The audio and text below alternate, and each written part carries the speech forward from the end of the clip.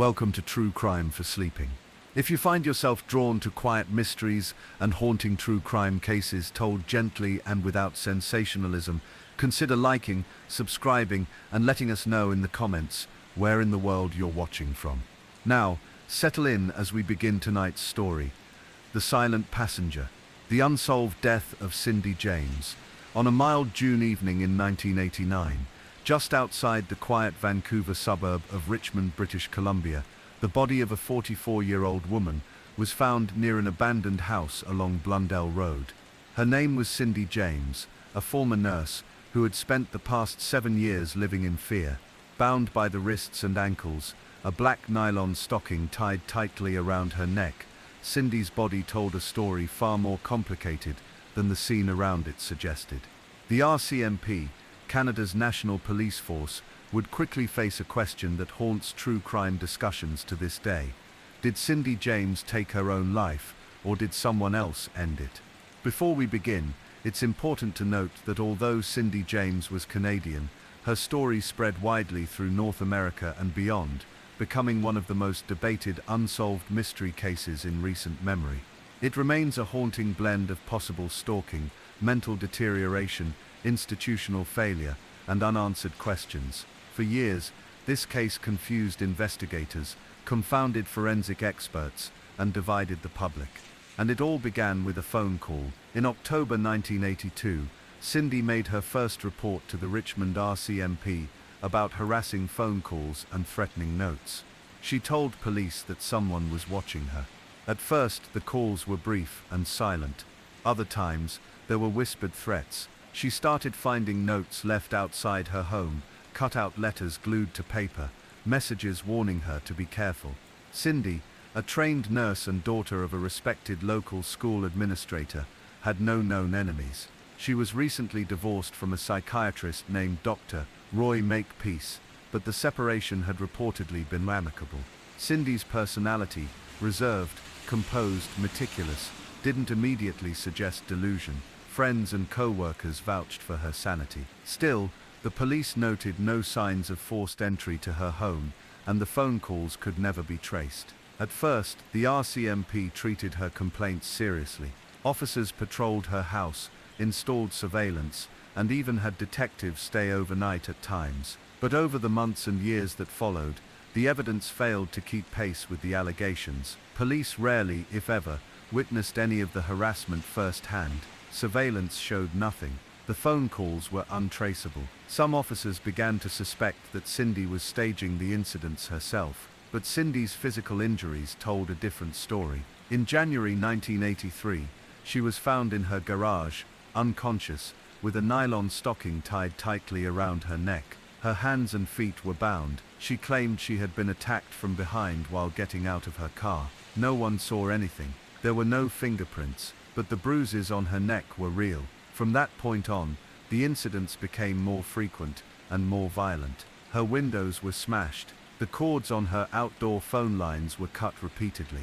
She reported being followed in her car. A dead cat was found in her yard, its body mutilated. A piece of meat with needles stuck through it was left on her porch. Her home was broken into at least 5 times. Still, the police found no witnesses, no suspects, and no conclusive evidence of outside involvement. Cindy's family began to worry about her mental health. Her parents, Otto and Tilly Hack, remained supportive, but even they admitted that Cindy sometimes withheld information or seemed evasive. She feared that if she spoke openly, her attacker would retaliate more violently. Cindy even changed her name, moved houses multiple times, and hired a private investigator, a man named Ozzy Caban. Caban was among the few people who believed Cindy's claims without reservation. He reported finding evidence of stalking, slashed pillows, broken glass, cut phone wires. But even he admitted that at times Cindy appeared withdrawn and unusually calm following the attacks, as if disassociated.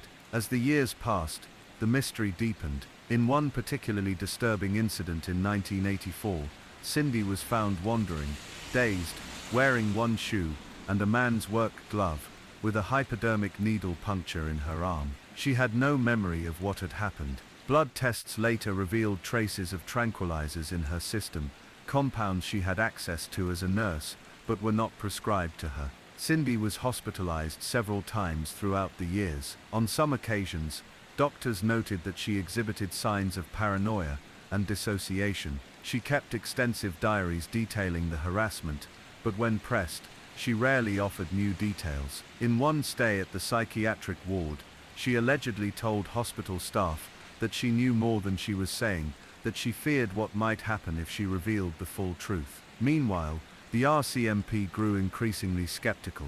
Their working theory began to shift from victimhood to psychological fabrication.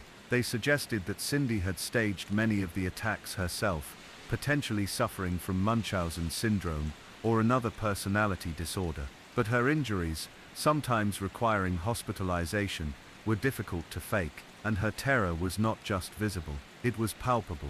Those closest to Cindy watched her deteriorate emotionally. Her weight dropped. She suffered from insomnia. Her face, once warm and full, became drawn and haunted. She installed elaborate security systems, kept lights on around the clock, and moved homes repeatedly.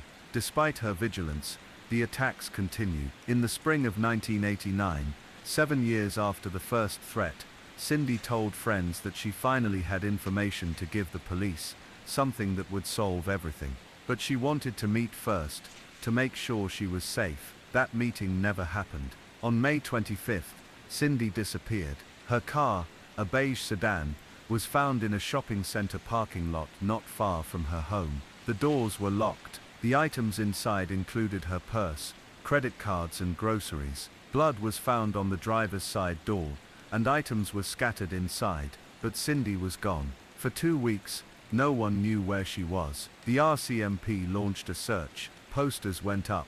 Tips came in, most unhelpful. Her parents pleaded for her safe return, but there was no sign of her. No bank activity, no calls. Then on June 8th, her body was found. It was discovered in the backyard of an abandoned house, just over a mile from where her car had been left. Cindy was fully clothed. Her hands and feet were bound. The nylon stocking around her neck had been pulled tight enough to cause unconsciousness or death. Her face was bruised. An autopsy found lethal levels of morphine and other sedatives in her system. Strangely, the drugs had been administered at least 2 to 4 hours before her death. But what baffled investigators most was the position of the body and the bindings. For someone to have staged this themselves, injecting morphine, tying their own hands and feet, and wrapping a stocking tightly around their own neck, would require a level of precision and planning most experts found implausible. And yet, no footprints, no signs of a struggle, no defensive wounds, and no witnesses. The death was ruled undetermined, not homicide, not suicide, just unexplained. For Cindy's family, this was the ultimate betrayal. They believed wholeheartedly that she had been murdered, that someone had slowly tormented her for 7 years before finally killing her. They pointed to the dozens of calls, the mutilated animals, the stalking. No one does that to themselves for that long, her father once said. She was terrified. Others weren't so sure. Mental health professionals noted Cindy's history of evasiveness, the lack of clear evidence, and the possibility of self-harm. Some believed she may have suffered from dissociative identity disorder, or severe trauma, that led her to stage events even while truly believing she was under attack.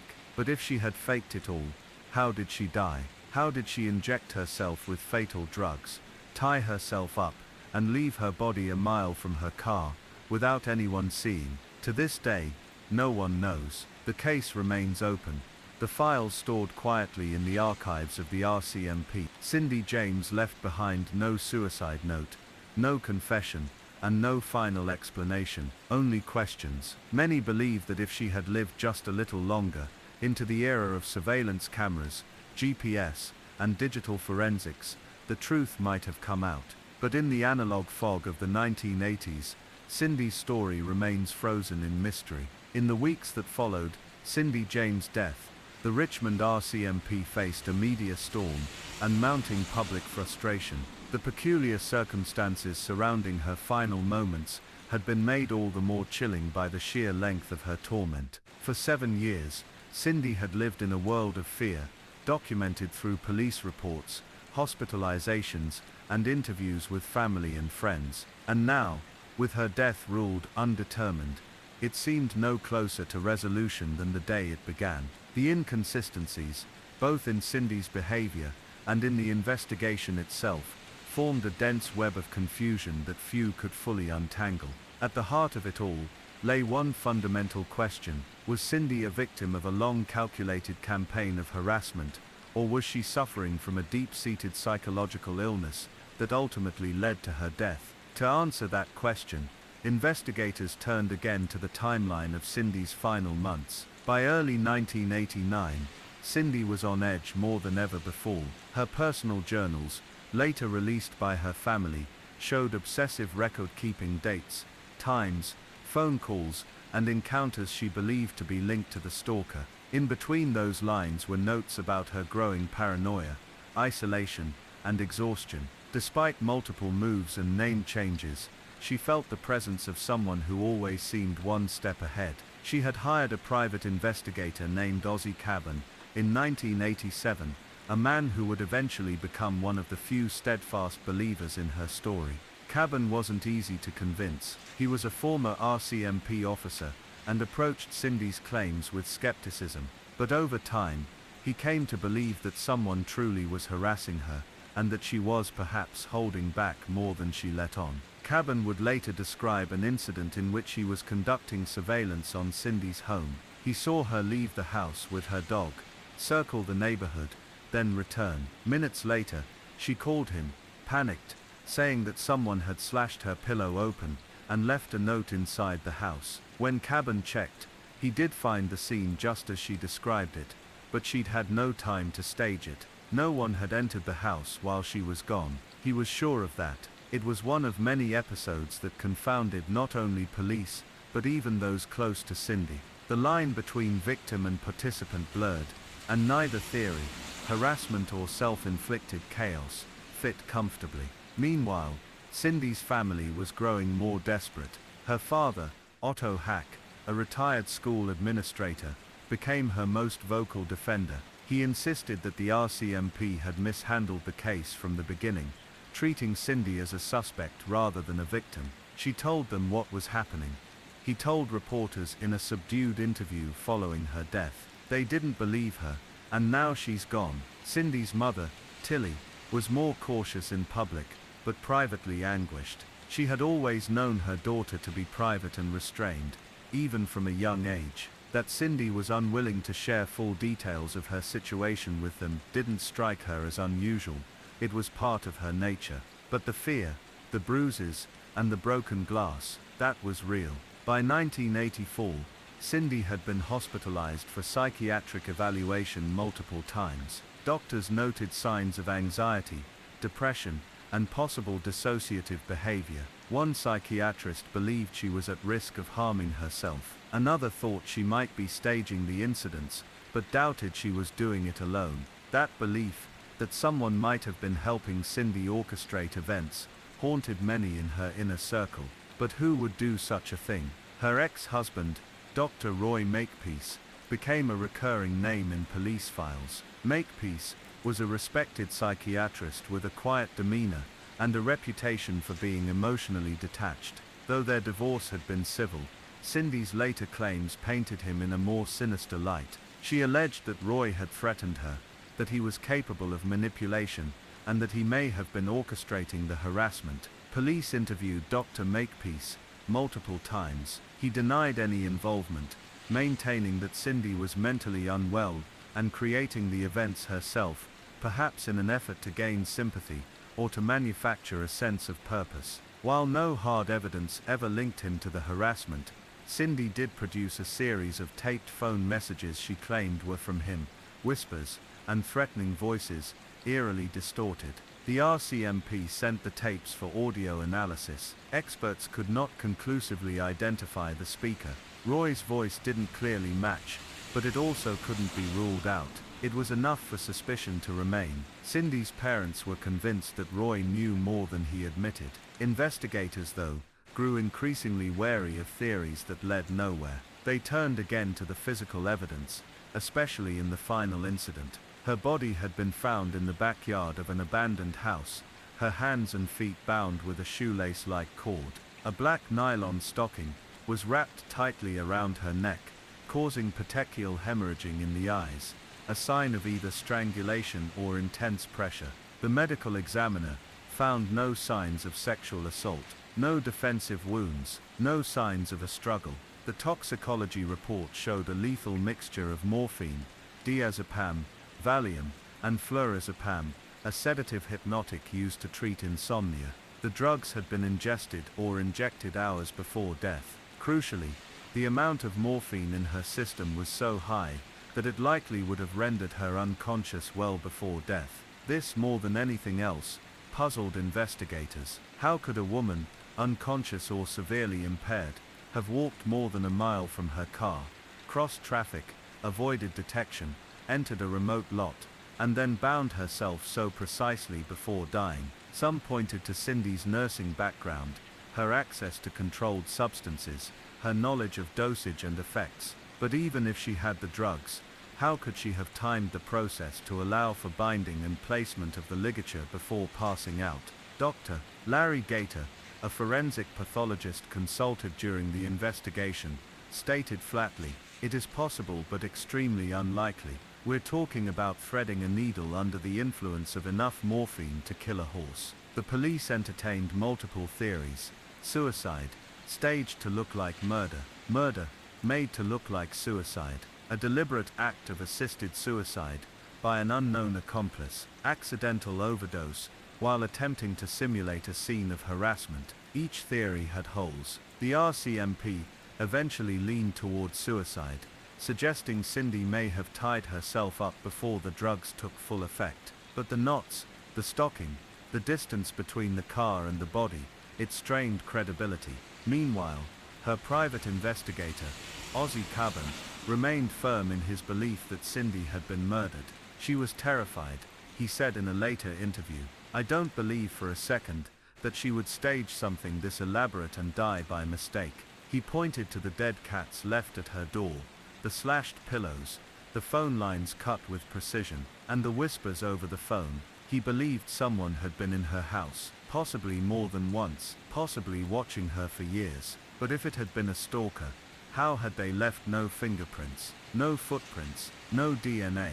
In the years that followed, the case of Cindy James became a litmus test for how people interpret trauma, mental illness, and unexplained death. For some, she was a woman slowly consumed by psychological unraveling, whose fears turned inward until they claimed her life. For others, she was a woman failed by the system, a victim not just of a stalker, but of indifference. It would later emerge that Cindy had made over 100 official reports to the RCMP in the 7 years before her death. More than 100 instances of phone calls, break-ins, threats or injuries. By the end, even her own friends had begun to distance themselves, not because they didn't care, but because they didn't know how to help.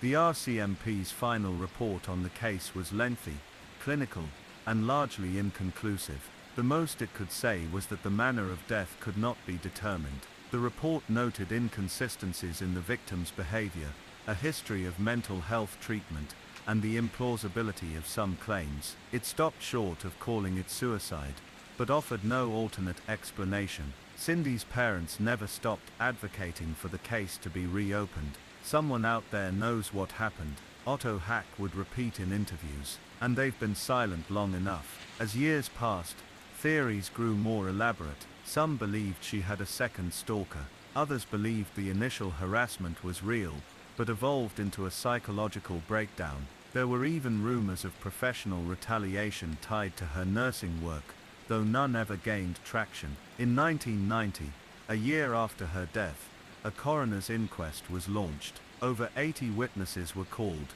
including doctors, friends, police officers, and her ex-husband. After 40 days of testimony, the jury could not determine how Cindy died. They concluded that she died as a result of an unknown event. In other words, no one knows. To this day, the name Cindy James appears regularly in true crime forums, unsolved mystery podcasts, and psychological case studies. She exists in a kind of purgatory, between belief and doubt, between victimhood and possibility. By the early 1990s, the mystery of Cindy James had become a case study in ambiguity.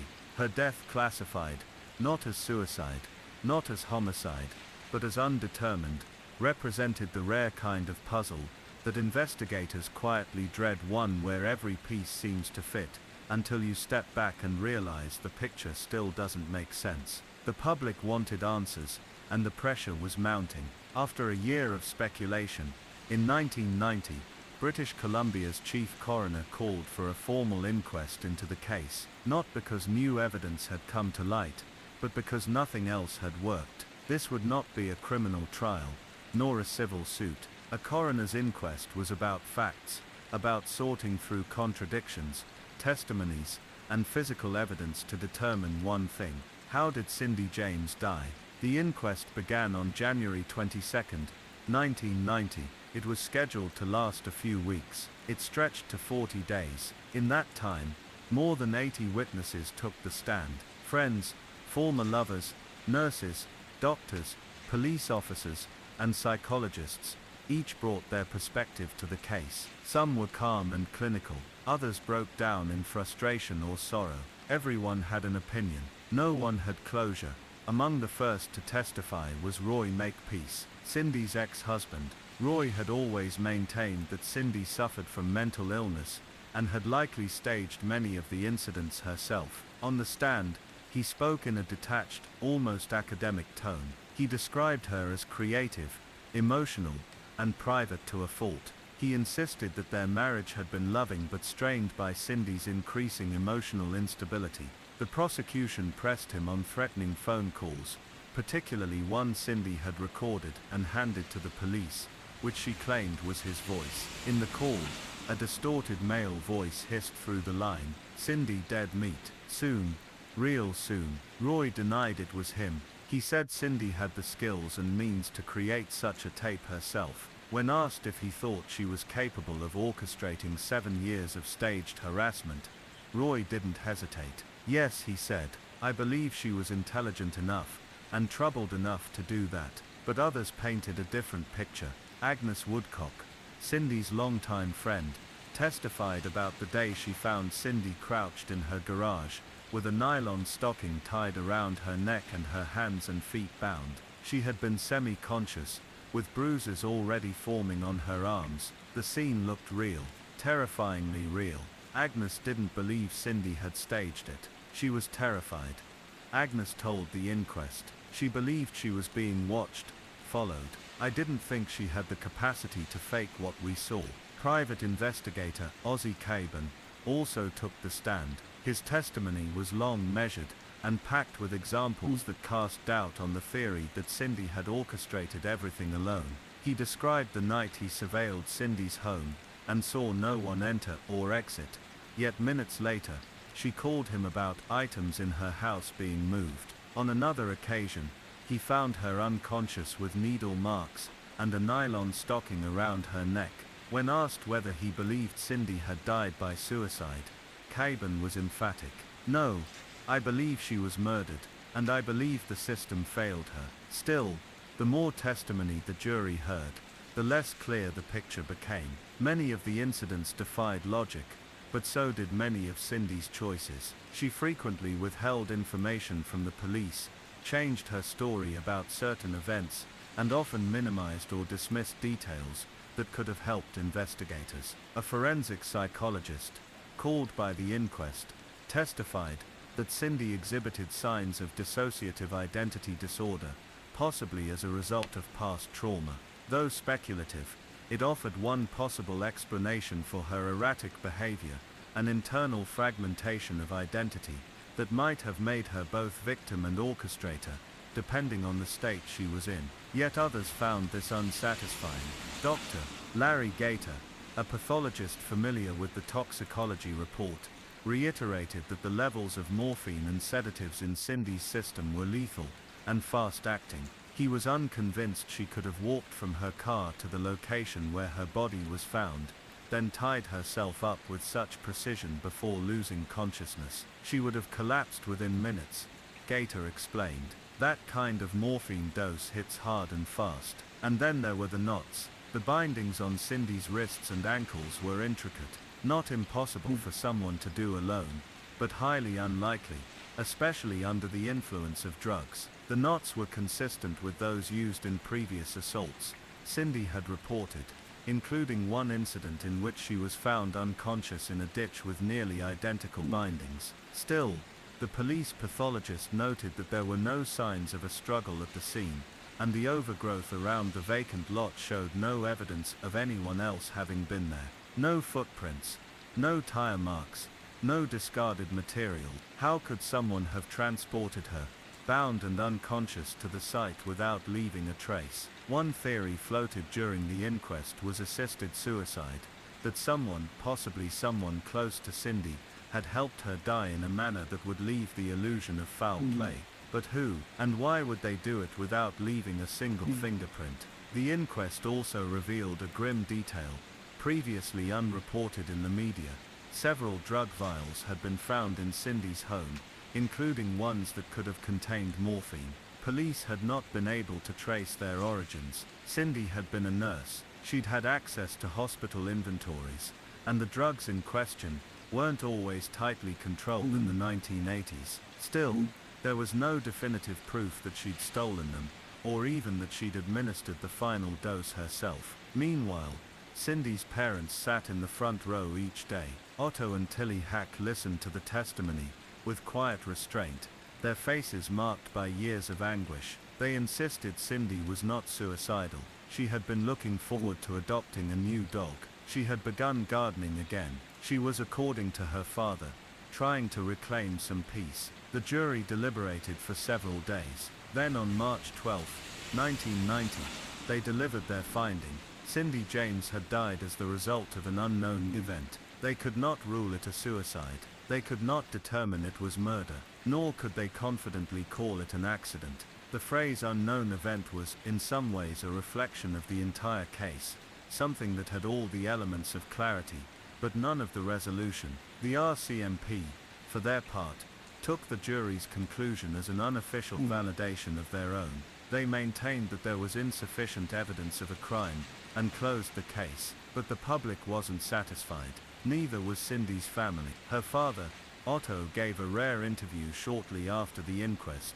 He was soft-spoken, but firm. "She didn't die alone," he said. "Someone was involved. I believe that to my core." Over the years, theories multiplied. Some believed Cindy had multiple personalities, one who wanted to live, and another who sought escape through death. Others argued that she'd been the victim of a long campaign of gaslighting, possibly from someone within the psychiatric community, perhaps even someone close to her. A small number even believed she had been involved in something darker, perhaps connected to organized crime, or an underground network, though no evidence ever supported those claims. In 1998, a retired RCMP officer admitted in a radio interview that the department had made mistakes in handling the case. He didn't elaborate. The case remains officially unsolved. Today, Cindy's story is a haunting reminder of how psychological trauma, when paired with skepticism and systemic failure, can leave a person drifting between realities. She lived in fear. Whether that fear was externally inflicted or internally generated, or both, is a question that still has no clear answer. Her home, the place where so many incidents occurred, has long since been sold. The backyard is quiet now.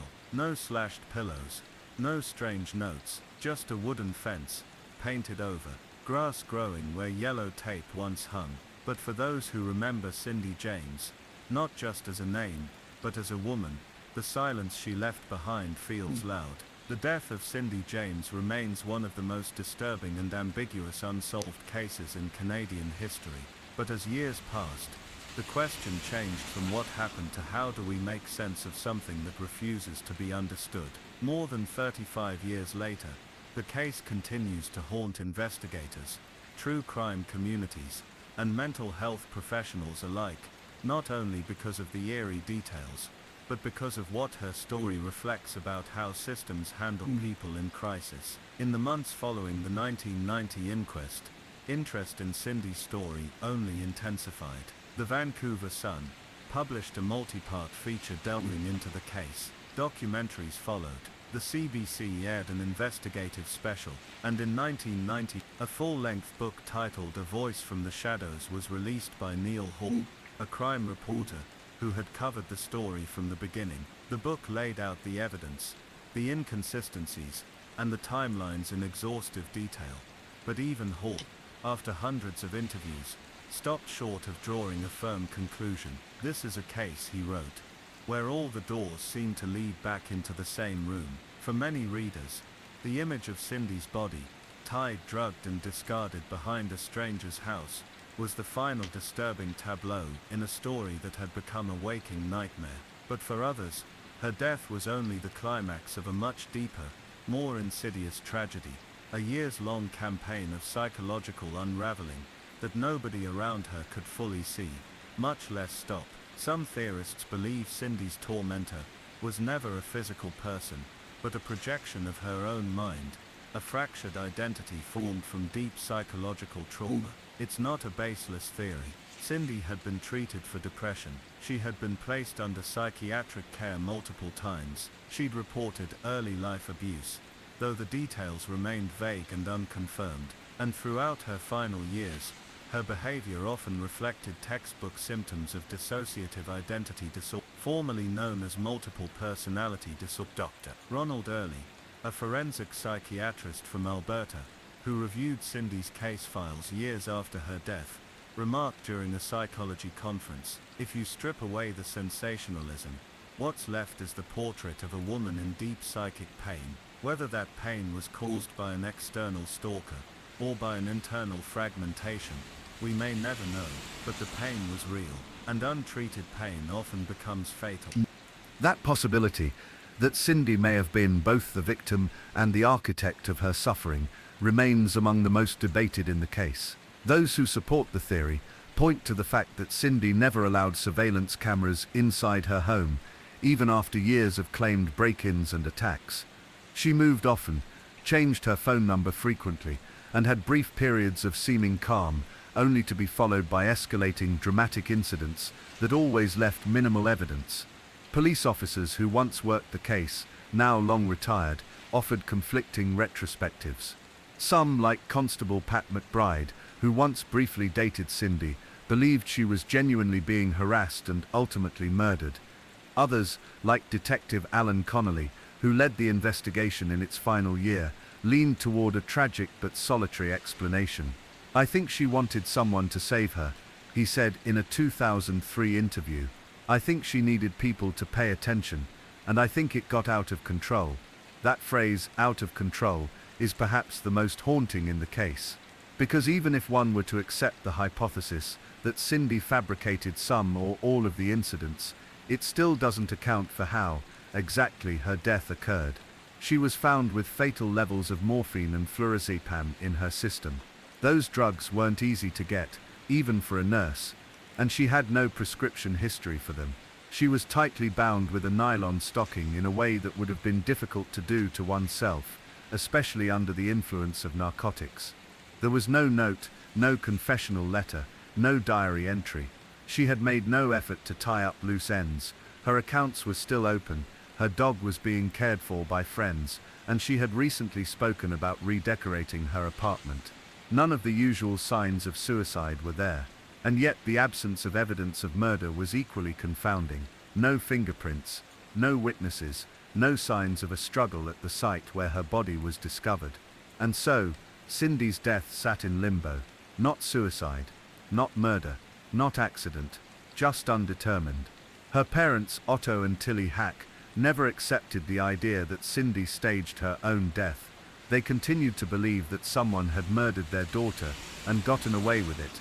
They kept scrapbooks, police reports, news clippings, everything. Even in their old age, they never stopped calling for the case to be reopened. Somewhere, Otto once said, "Someone knows something. Even if it was long ago. Even if they're scared. We just want the truth." Tilly passed away in 2010. Otto followed in 2012. Both went to their graves without answers. But Cindy's case refuses to fade into obscurity. True crime forums still dissect it. Reddit threads attempt to match timelines. Amateur sleuths create maps of the attack sites, linking theories to the geographic patterns of known stalkers in the Vancouver area in the 1980s. One retired profiler from Washington State, who reviewed the case documents at the request of a private podcast in 2021, noted that there are distinct signatures of coercive stalking, changing behaviors, attempts at isolation, bursts of violence alternating with silence. These patterns aren't consistent with fabrication. They're consistent with someone trying to instill fear and control. But he also admitted that Cindy's inconsistencies made the case almost impossible to definitively close. The contradictions became a fog that surrounded everything else. The case has even found its way into academic discussions of criminology and forensic psychology. It's used to illustrate the limitations of the justice system when confronted with ambiguous evidence, overlapping narratives, and victims who may not fit the typical mold. It also underscores how gender and mental health intersect in criminal investigations. Cindy was a single woman in her 40s with a history of emotional distress. She wasn't always believed. She wasn't always taken seriously. And when her story became too convoluted, she was quietly abandoned by the very systems designed to protect her.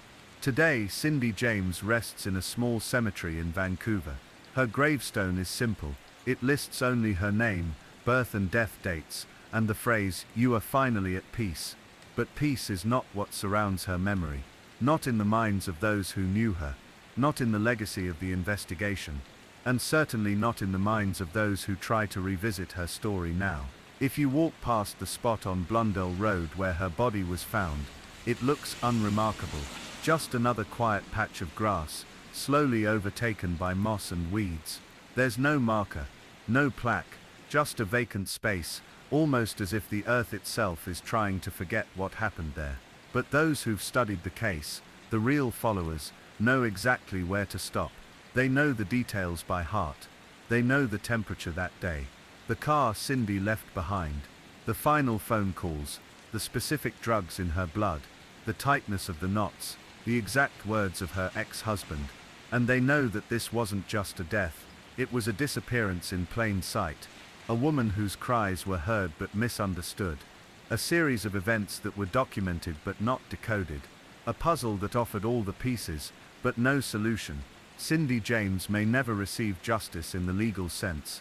There may never be a conviction, a confession, or even a conclusive answer. But perhaps the most haunting truth of her story is this. The silence that followed her death wasn't just the absence of a killer's identity. It was the echo of a system that saw, doubted, recorded, and ultimately left her alone. There are many mysteries in the world of true crime. Some chill us because of their brutality, others because of their randomness. But this one chills because it might never be solved. Not because the answer is missing, but because it may never have been fully known, even by the victim herself. And that's what lingers. Not the image of her final moments, but the question that remains unanswered, suspended in time. What if Cindy James was telling the truth?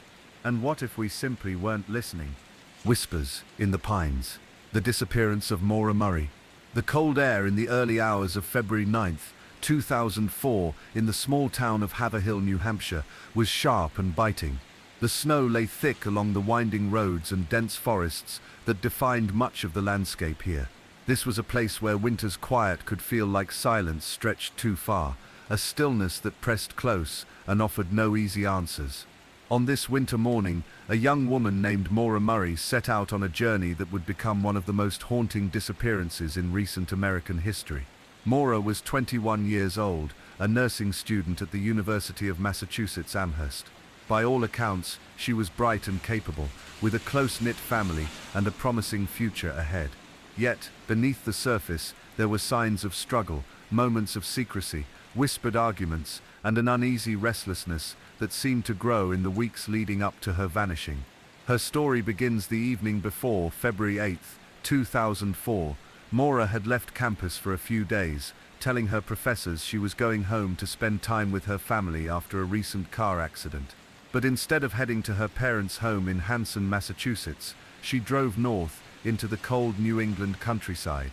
There was a calm purpose to her movements, but also a growing tension, visible only in hindsight. On that Sunday, she had been at her dorm, packing her belongings in a rush. A friend later described her mood as distracted, almost distant. She called her boyfriend, and though the conversation was brief, those who listened noted an undercurrent of emotion, a complexity of feelings that didn't entirely add up. After dinner, Maura left Amherst, driving her dark-colored Saturn sedan northbound. Surveillance footage from a convenience store near Woodsville, New Hampshire, shows her stopping to buy supplies, energy drinks, snacks, items one might expect for a trip, but also items suggesting a certain urgency. As the evening stretched on, Maura's car continued through winding back roads, deeper into the forests that blanket New Hampshire's mountains. By midnight, she was near Haverhill. The exact reasons for her route remain unknown, and no one saw her after she passed through these small towns. But what is certain is that the night was getting colder, and the roads more isolated. Around 7:30 a.m. on February 9th, a passing driver spotted Maura's car pulled over on Route 112, a two-lane highway that snakes through the White Mountains region. It was stopped near a sharp curve, the vehicle's hazard lights blinking weakly in the dim morning light. This driver, later identified as a local resident, slowed down to check on the car. The driver saw no one inside, but a front tire was flat. The door on the passenger side was open. There was no sign of Maura herself. A 911 call was placed, and police arrived shortly after to find the vehicle abandoned on the snowy shoulder. Inside, they noticed a few personal items, some cash, her cell phone and a textbook. But Maura was nowhere to be found. This would be the last confirmed sighting of her. The initial search response was swift but complicated by the vastness of the surrounding wilderness and the severity of the winter weather. Search teams fanned out across miles of thick pine forest, icy streams, and rocky ridges. The terrain was unforgiving, steep inclines, hidden ravines, and a persistent cold that could sap strength and hope quickly. In the days that followed, the local community and Maura's family organized volunteers, coordinated with law enforcement, and kept the search alive. Posters bearing Maura's photo were plastered across New England, sparking curiosity, concern, and heartbreak. But the search yielded no definitive clues. There were scattered reports of possible sightings. Drivers claimed to have seen a young woman walking along rural roads. Hikers spoke of strange sounds in the woods, and one man said he had found footprints near a stream. Yet none of these accounts could be conclusively linked to Maura. Complicating matters were rumors and theories that began to circulate quietly at first, then louder. Had she run away? Was there someone she feared? Did she fall victim to a stranger on those lonely roads? Or was this a tragic accident, the harsh wilderness claiming her life before anyone could find her? The mystery deepened because Maura's behavior in the days before her disappearance was puzzling. Just weeks earlier, she had been involved in a minor car accident on campus, one she reported to the university, but didn't mention to her family at first. Some of her friends described her as withdrawn after the incident, while others recalled fleeting moments of anger or sadness. There were also reports that she had been dealing with academic pressures, and possibly some emotional struggles, though nothing out of the ordinary for a young adult navigating college life. Yet those closest to her noticed subtle changes, a sudden deletion of her online presence, a cancelled meeting with a professor, and a voicemail left on a friend's phone that was brief and cryptic. As investigators pored over her phone records, emails, and social media activity, they found no signs of a planned disappearance or foul play. But the gaps in her timeline only made the questions multiply. One particular detail stood out to many who followed the case: the odd phone call she made to her father on the morning of her disappearance. Her father, Bill Murray, would later recall the call with a quiet sadness. Maura had sounded calm, but there was an underlying urgency. "I'm okay," she told him, "but I need some time. I'm going to figure things out." It was a phrase that has echoed in the minds of those who heard it ever since. In the weeks and months after Maura vanished, the case grew into something larger than a single disappearance. It became a symbol of the unknown, of the delicate balance between youthful hope and hidden despair, of a landscape that can both nurture and swallow those who wander its edges. The authorities reopened and closed investigations, conducted interviews, and followed leads across state lines. Friends and family endured endless interviews, grappling with the tension between hope and grief. Psychologists and profilers examined the case, searching for insights into Maura's state of mind. Some suggested she might have intended to disappear, to leave behind the life she was living. Others believed she fell victim to a tragic accident or foul play in a place where no one could hear her cries. Over time, several theories have taken root. One theory is that Maura deliberately staged her disappearance to escape troubles unknown. This is supported by some of the preparatory steps she took in the weeks before vanishing, such as withdrawing cash, cleaning out her dorm room, and removing digital traces. Others argue that she was the victim of an unknown assailant, perhaps someone she encountered on the dark, isolated road that night. A more tragic possibility is that she succumbed to the elements, a fall, exposure to cold, or an accident. Her body never recovered in the dense forest. Yet despite extensive searches by volunteers and experts, no definitive evidence has been found to confirm any of these possibilities. Maura's case remains officially open, a ghostly question mark hovering over the snowy landscape. In small towns across New England, her name is whispered with a mix of sadness and wonder. Hikers and locals passing through the area sometimes report strange feelings near where the car was found, an inexplicable sense of presence, or the faintest trace of a voice carried by the wind. Her family continues to hold on to hope, keeping her memory alive with quiet dignity and unwavering determination. The disappearance of Maura Murray is a reminder that even in a world illuminated by technology and connectivity, some mysteries refuse to be solved. That night on Route 112, in the shadow of the White Mountains, the road runs silent. The pines stand still, and somewhere beyond the cold and snow, Maura's story lingers, unfinished, unresolved, haunting the quiet spaces where answers have yet to be found. The days following the discovery of Maura's abandoned car were filled with a quiet, desperate urgency. The initial shock slowly morphed into an exhausting search effort, the kind that stretches beyond physical exertion to weigh heavily on the spirit. As volunteers and law enforcement combed through the dense woods, the biting cold seemed almost to mock their efforts, as if nature itself was reluctant to reveal its secrets. Maura's family arrived in New Hampshire quickly, their grief mingling with determination. Bill and Laurie Murray, her parents, carried with them the heavy knowledge that their daughter was missing, yet the faint glimmer of hope that she might be found alive. The years ahead would see them balancing between these two opposing realities, hope and despair, in a way few can truly understand. The immediate search effort was led by the New Hampshire State Police, with assistance from local volunteer groups skilled in wilderness tracking. The area where Maura's Saturn had been found was vast and unforgiving, tangled thickets of pine and birch, hidden ravines carved by icy streams, and snow-covered hillsides that could swallow a person whole. Despite the mobilization of search dogs, aerial reconnaissance, and experienced hikers, no trace of Maura was found in the days that followed. The snow, which had initially helped reveal footprints and tire tracks, soon melted and refroze, erasing fragile clues. This absence of physical evidence became one of the most confounding aspects of the case. How could a young woman disappear so completely, leaving behind only a damaged tire and an open door? The police investigation soon expanded beyond the immediate area. Detectives interviewed Maura's friends, classmates and professors at UMass Amherst. They traced her movements over the weeks before her disappearance, looking for any signs of distress or indication that she might have planned to leave.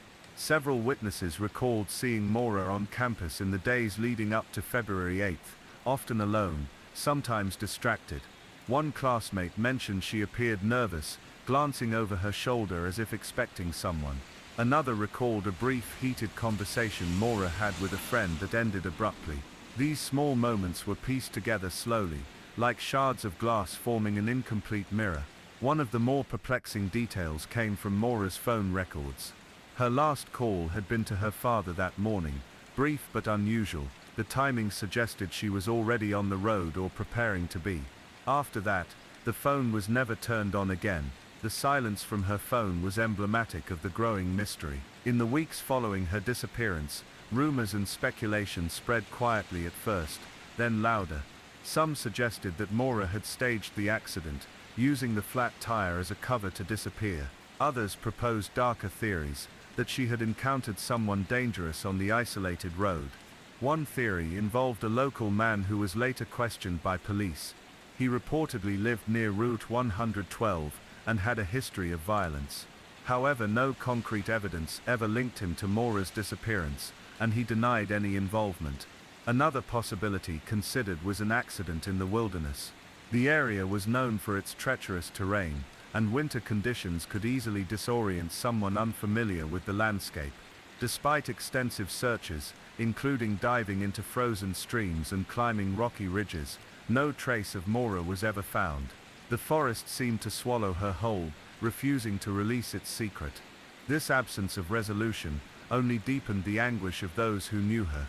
Maura's family became advocates for missing persons, channeling their grief into efforts to raise awareness about the vulnerabilities young people face.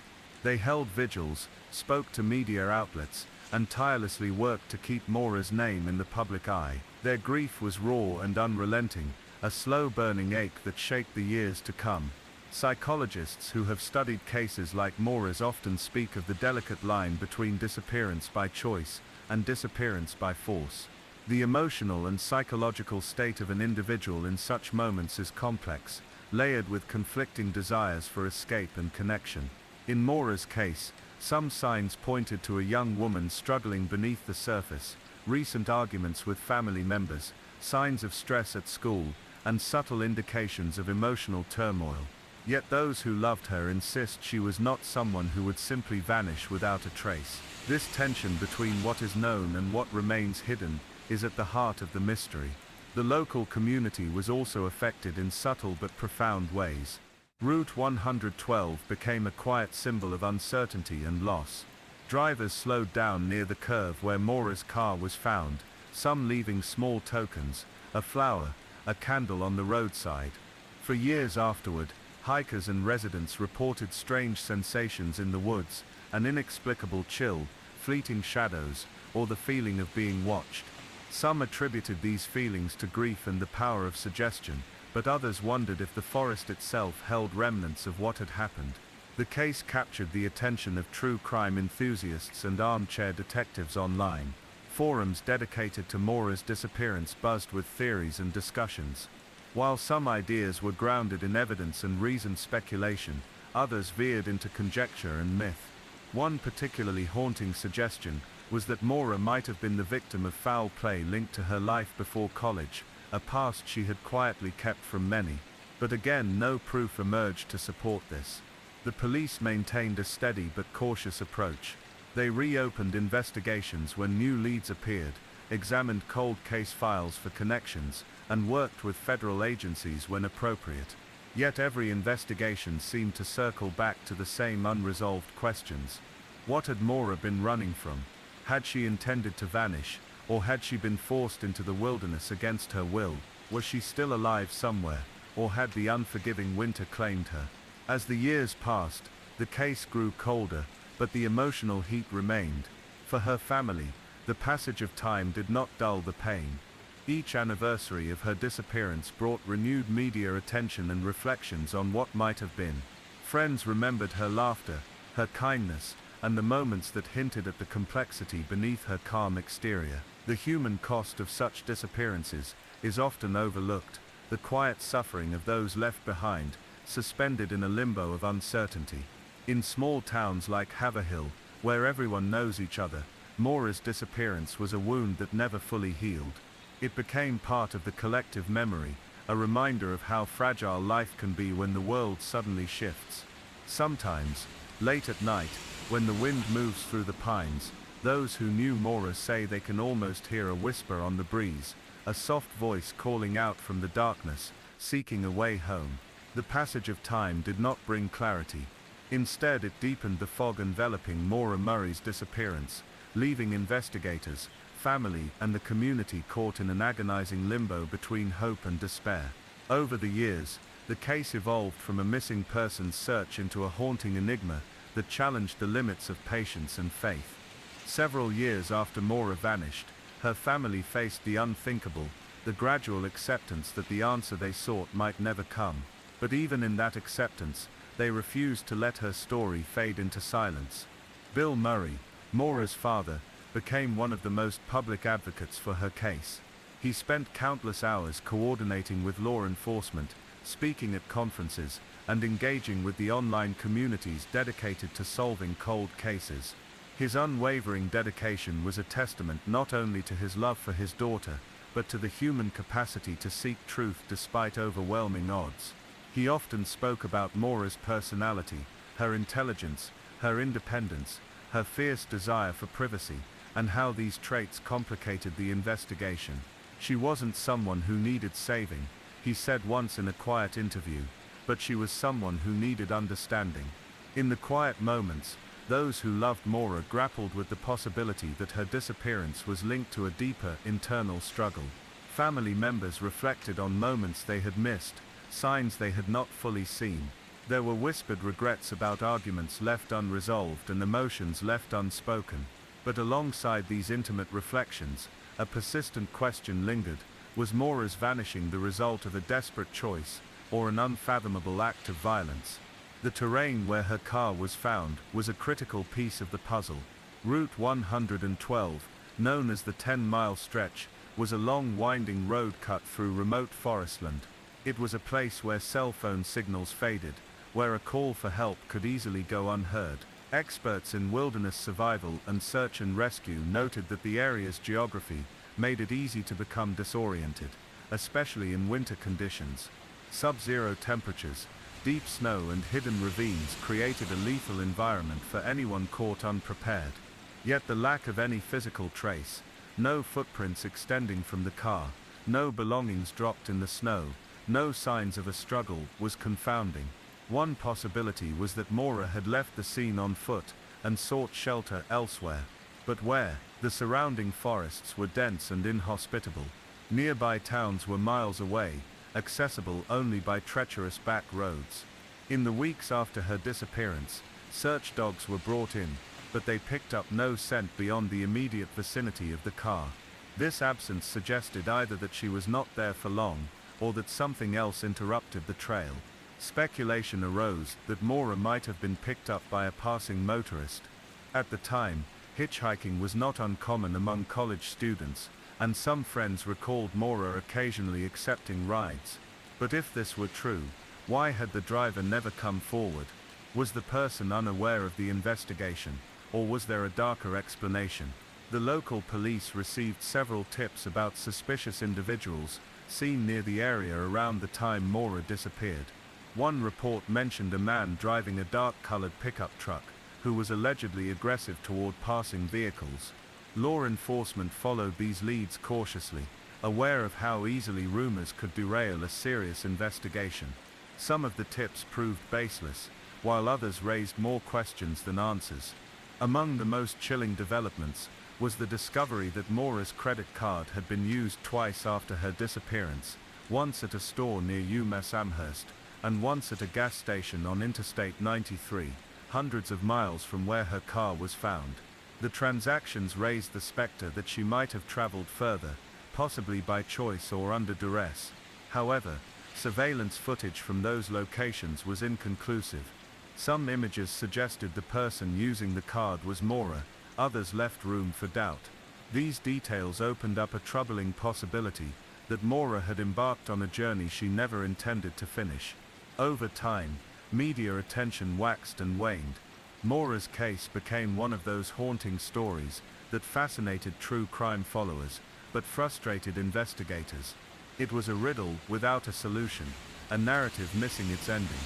Several documentaries and podcasts later revisited the case, interviewing friends, family, and law enforcement. Each retelling added layers to the story, exploring psychological profiles and potential motives. One theory gaining traction was that Maura had been struggling with mental health issues, depression, anxiety, or even a bipolar disorder, none of which had been fully disclosed to those around her. This theory suggested she might have left deliberately, seeking escape from a life that felt overwhelming. Yet this theory was met with resistance from those who insisted that Maura's disappearance could not be reduced to a simple flight from problems. She had been a promising nursing student with a bright future. She had plans, hopes, and a family who loved her deeply. Was it fair, or accurate to assume she would just vanish? On the other hand, the cold, silent woods around Route 112 seemed to offer a more ominous explanation. Could someone have taken advantage of the isolated road, and the vulnerable young woman stranded there? The idea of foul play remained ever present in the investigation, but without physical evidence or a confession, it was impossible to move beyond speculation. Law enforcement did uncover some disturbing information about individuals who had criminal records and lived in proximity to the disappearance site, but none were definitively linked to Maura. One investigator described the case as a mosaic of possibilities, each piece hinting at a different story, but none fitting perfectly. Throughout the years, technology improved, offering new hope. Advances in DNA analysis, forensic techniques, and digital data mining have solved many cold cases. In Maura's case, the preserved evidence from the car and the scene has been repeatedly tested, yet no definitive breakthrough has emerged. This absence of closure left Maura's loved ones in a perpetual state of liminality, caught between grieving for someone lost and waiting for someone to be found. Meanwhile, in the community, Maura's disappearance inspired a greater awareness about the vulnerabilities of young women traveling alone, especially in remote areas. Local authorities improved signage and road safety measures on Route 112. Groups formed to raise awareness about the risks of hitchhiking and the importance of emergency preparedness. Some saw these efforts as a way to turn tragedy into prevention, hoping to spare others from similar fates. Psychologists who have studied the Murray case note that disappearances such as Maura's underscore the fragile balance between personal agency and external forces. They highlight the challenges of understanding a person's internal world, what fears or hopes pushed them toward that fateful decision, or what unknown threats may have intervened. For those who remain on the outside looking in, the mystery is at once a puzzle to be solved, and a cautionary tale. But for Maura's family, it is something far more personal, a daughter, sister and friend, who simply vanished one cold February night, leaving behind a silence that speaks volumes. The snow continues to fall each winter on Route 112, covering the ground where Maura's car was found, and the endless forest beyond. In the quiet, one can imagine the faint sound of footsteps, tentative and searching, reaching through the darkness. And still, the world waits for an answer that might never come. Time moves relentlessly forward, indifferent to the heartache it leaves behind. For those touched by Maura Murray's disappearance, every passing year has been both a marker of endurance and a source of fresh grief. Yet within that slow passage of time, the mystery remains, stubbornly opaque, like a ghost that refuses to rest. In the years following her disappearance, the Murray family became a beacon for others grappling with similar losses. They founded the Maura Murray Research Center, a non-profit dedicated to aiding families of missing persons and promoting best practices in investigations. Their work extended beyond the personal into the collective, a way of channeling their pain into purpose. Bill Murray often spoke of the duality in their experience, the unbearable sorrow, and the quiet hope. Hope is what keeps you going, even when you don't know what you're hoping for, he said in one of his many interviews. We hope for answers, for Maura to come home, for peace. But mostly, we hope that no other family has to live through this. This hope was echoed by Maura's friends and classmates. Many remembered her as an enigmatic figure, intelligent, thoughtful, and fiercely private. They grappled with the realization that despite being close in age and proximity, they never fully understood what she was feeling in those final days. Her disappearance served as a stark reminder that beneath the surface of everyday life, struggles can remain hidden, and moments can shift suddenly from ordinary to tragic. As the years passed, interest in the case remained steady among true crime enthusiasts and amateur sleuths. Online forums buzzed with theories, some grounded in fact, others fueled by speculation. A recurring theme was the question of Maura's final hours. What was she thinking as she pulled over that snowy night? Was she planning to meet someone, or was she simply lost and scared? Did she act on impulse, or was her disappearance part of a carefully considered plan? One investigator noted that Mora's personality seemed to defy easy categorization. She was at once confident and vulnerable, adventurous and cautious. This complexity made it difficult to apply standard profiles. Psychologists who analyzed her case suggested that Mora may have been experiencing a combination of external pressures and internal turmoil, a perfect storm that could lead a young person to make sudden life-altering decisions. Yet the absence of any concrete evidence of foul play also allowed room for the possibility that her disappearance was voluntary, a decision to escape rather than a result of violence. Family members found this ambiguity especially difficult. They wished for a clear explanation, something that could bring closure, but instead faced the persistent unknown. In public statements, they emphasized their refusal to accept Mora as gone without a trace. They expressed faith in the continued efforts of law enforcement and the community, and a hope that someday, someone would come forward with new information. In the meantime, the mystery has become a part of the cultural landscape of New England. Route 112, once an unremarkable stretch of highway, is now marked on maps and in memory as the site of a profound unresolved loss. Locals speak of the place in hushed tones, as if the trees themselves hold secrets too heavy to share. Visitors sometimes leave flowers or candles near the spot where Mora's car was found, a silent testament to remembrance and mourning. The investigation itself has evolved with the times. Advances in forensic science have opened new avenues for exploration, but no decisive breakthrough has yet been made. Law enforcement agencies remain vigilant. They periodically revisit the case, reviewing old evidence with fresh eyes and consulting new technologies. Each new lead, no matter how small, is followed with care. One challenge has been the sheer breadth of possible explanations, which has at times diluted the focus of the investigation. The complexity of human behavior means that no single theory fully explains all aspects of the case. Moreover, the passage of decades complicates the reliability of witness memories and physical evidence.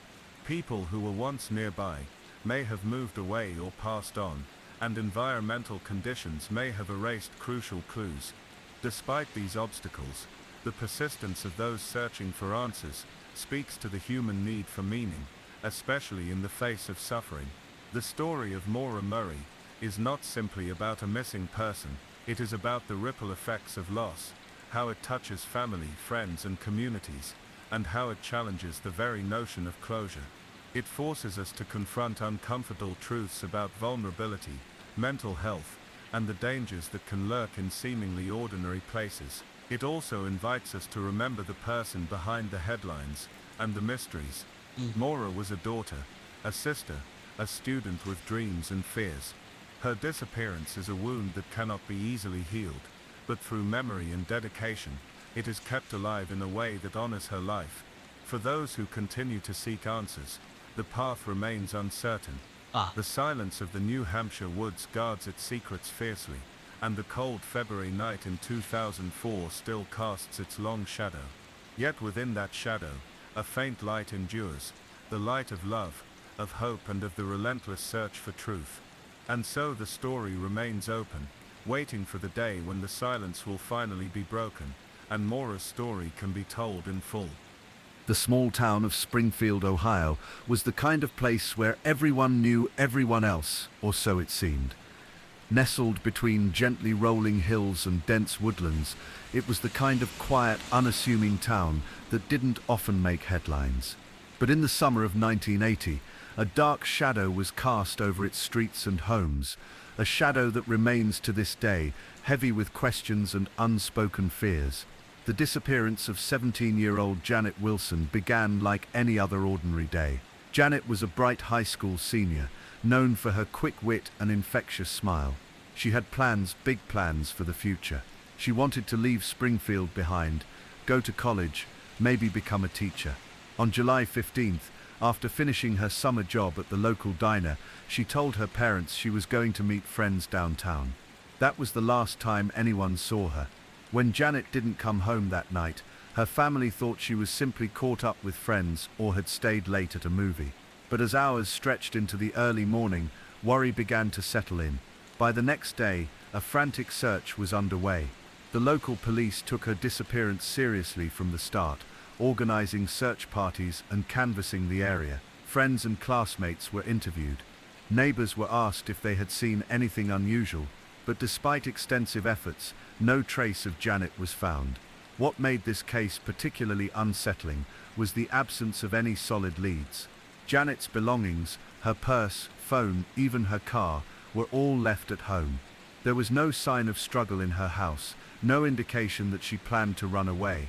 It was as if she had simply vanished into thin air. The town was gripped by fear and confusion. How could a young woman, so full of life and promise, disappear without a trace in a place she called home? Rumors spread quickly. Some whispered about an angry boyfriend, others speculated about a stranger seen near town. But nothing concrete ever emerged. Over the years, several theories were proposed. Some believed Janet had been abducted by someone she knew, someone with access to her daily life. Others thought she might have fallen victim to a serial offender who preyed on young women in the region. Yet no suspects were ever charged, and the case gradually slipped from headlines into local law. Despite this, Janet's family never stopped searching for answers. Her mother, Linda Wilson, became a tireless advocate, pushing the police to keep the case open and reaching out to the community for any scraps of information. She held on to hope that one day Janet would be found, or at least that the truth would come to light. In the decades since her disappearance, the case of Janet Wilson has remained one of Ohio's most haunting mysteries, a reminder of how fragile life can be, and how sometimes the darkest questions remain unanswered. The morning after Janet Wilson vanished was thick with a quiet that felt unnatural to Springfield. The summer sun rose steadily, casting long shadows over the town's neat streets and familiar landmarks. But for the Wilson family, the day was heavy with dread. Linda Wilson sat at the kitchen table, staring blankly at an untouched cup of coffee. Her mind replayed every moment of the previous day, the last conversation she had with Janet, the way her daughter had hugged her goodbye before leaving for work. Small details, now etched into memory with painful clarity. Her husband, Tom, tried to hold himself together, but the lines of worry around his eyes betrayed the turmoil beneath his composed exterior. Their two younger children were kept away from the media frenzy, shielded as best they could from the growing uncertainty that clung to their home. By mid-morning, the Wilsons called Janet's friends, seeking any clue as to where she might have gone. One by one, they recounted their activities from the day before, a group gathering at the local arcade, plans for a late-night movie, and nothing out of the ordinary. No one remembered seeing Janet after she left the diner. The police arrived not long after, led by Detective Frank Reynolds, a seasoned investigator who had earned a reputation for his meticulous approach to missing persons cases. He listened carefully as Linda described Janet's habits, her circle of friends, and any recent changes in behavior. Janet, they learned, was a typical teenager, bright, sometimes moody, but with no signs of distress or trouble. She had recently broken up with her boyfriend, but friends said it had been amicable. No bullying, no threats, no hint that she might want to run away. Detective Reynolds noted these details in his notebook, aware that sometimes the most ordinary elements could hold hidden meaning. He dispatched officers to search the areas Janet was known to frequent, the arcade, the park, and the few wooded trails surrounding town. Meanwhile, a call went out to neighboring communities and local hospitals, just in case Janet had been injured or had sought help. The response was thorough, but yielded no new information. As hours turned into days, the absence of Janet became a void that grew heavier with each passing moment. Flyers with her smiling photo appeared on lampposts and store windows, a beacon in the growing darkness. Volunteers from the community formed search parties, combing the woods and abandoned buildings. Yet, despite these efforts, no sign of Janet was found. Theories began to circulate. Some townsfolk recalled seeing a mysterious older man lingering near the arcade the day Janet disappeared. Others mentioned an unfamiliar car parked suspiciously near the wooded trails. But these sightings were vague and unconfirmed, whispers in the wind rather than concrete leads. The local newspaper ran stories urging anyone with information to come forward, hoping that a break might finally occur. Yet the days stretched on, marked by a growing sense of helplessness. Within the Wilson household, the impact was profound. Linda and Tom struggled to maintain a sense of normalcy for their younger children, but grief and anxiety permeated every corner. Linda found herself awake long into the night, staring out the window, searching the shadows for any sign of Janet. Friends and neighbors rallied around the family, offering meals, prayers, and quiet support. Yet no one could fill the emptiness left behind, the unanswerable question of where Janet was and whether she was safe. Detective Reynolds kept the investigation active, personally visiting with those close to Janet and reviewing the scant evidence available. He was haunted by the gaps, the absence of a body, a witness, or any clear motive. One intriguing lead emerged when a local hiker reported finding a small piece of jewelry near a trail Janet was known to hike, a delicate silver bracelet engraved with initials. For a moment, hope flared anew. The bracelet was sent for forensic analysis, but no definitive link to Janet could be established. The possibility of foul play loomed large, but without physical evidence, the case became a tangle of hypotheses. Some experts suggested that Janet might have been abducted by a transient predator passing through the area. The early 1980s saw several cases in the Midwest involving serial offenders targeting young women near highways and small towns. Yet no confirmed connection to Janet's disappearance was ever made. Others considered the possibility that Janet had suffered an accident, perhaps a fall in the wooded area, or a car crash in the isolated back roads. However, thorough searches of these areas had turned up nothing. Over time, some in the community began to question whether Janet's disappearance was voluntary. Could she have chosen to leave, to start a new life elsewhere? Yet the lack of preparation, no packed bags, no money withdrawn, no contact with friends or family, argued against this theory. The Wilson family, despite their pain, refused to entertain the idea that Janet had abandoned them. For them, the missing daughter was a presence felt in every silent room, in every unanswered phone call. In the years that followed, the case of Janet Wilson became a fixture in the archives of unsolved disappearances. Cold case units reviewed the files multiple times, re-interviewing witnesses, and applying new technologies such as DNA analysis to the evidence that had been preserved. But the answers remained elusive. Psychologists and criminologists, who studied the case, pointed to the unsettling nature of disappearances where no trace is left behind. These cases defy logic and frustrate traditional investigative methods. They speak to the complexity of human behavior and the limits of what can be known. For Janet's family, and those who loved her, the mystery was not just about facts or forensic clues, it was about preserving her memory and honoring the life that had been abruptly interrupted. Linda Wilson, in interviews over the decades, spoke often about the importance of hope, not naive hope, but a steadfast belief in the possibility of resolution. "We don't know what happened," she said softly in one interview, "but we won't stop looking." Janet deserves that much. The town of Springfield itself bore the weight of the case in quiet ways. For years, new residents learned of the disappearance as part of local law. Some nights, old-timers would sit in the town diner, recounting the story in subdued tones. Despite the passage of time, the mystery held its grip, a reminder that even in the most familiar places, darkness can gather without warning. The disappearance of Janet Wilson remains open, her fate unknown. It is a story that invites reflection, not only on the fragility of life, but on the resilience of those left behind, holding on to hope amid uncertainty. And in that lingering uncertainty, there is a call, silent yet insistent, for truth, for closure, and for the gentle remembering of a young woman who vanished one summer night, leaving behind a world forever changed. As the weeks stretched into months, the fabric of life in Springfield shifted subtly but irrevocably. The disappearance of Janet Wilson was no longer just a local news story. It had become a quiet wound in the town's collective consciousness, an unspoken sorrow that touched many lives in ways both visible and unseen. Detective Frank Reynolds remained at the heart of the investigation, a steady presence for the Wilson family, and the community alike. He was a man who carried the weight of unresolved cases with a mixture of professional determination and personal empathy. For Frank, Janet was more than a missing person file. She was a real young woman, full of potential, abruptly stolen from the world without explanation. The early days of the search had been frantic, a whirlwind of interviews, ground searches, and canvassing. But as time wore on, the urgency was tempered by frustration and the relentless pursuit of even the smallest clue.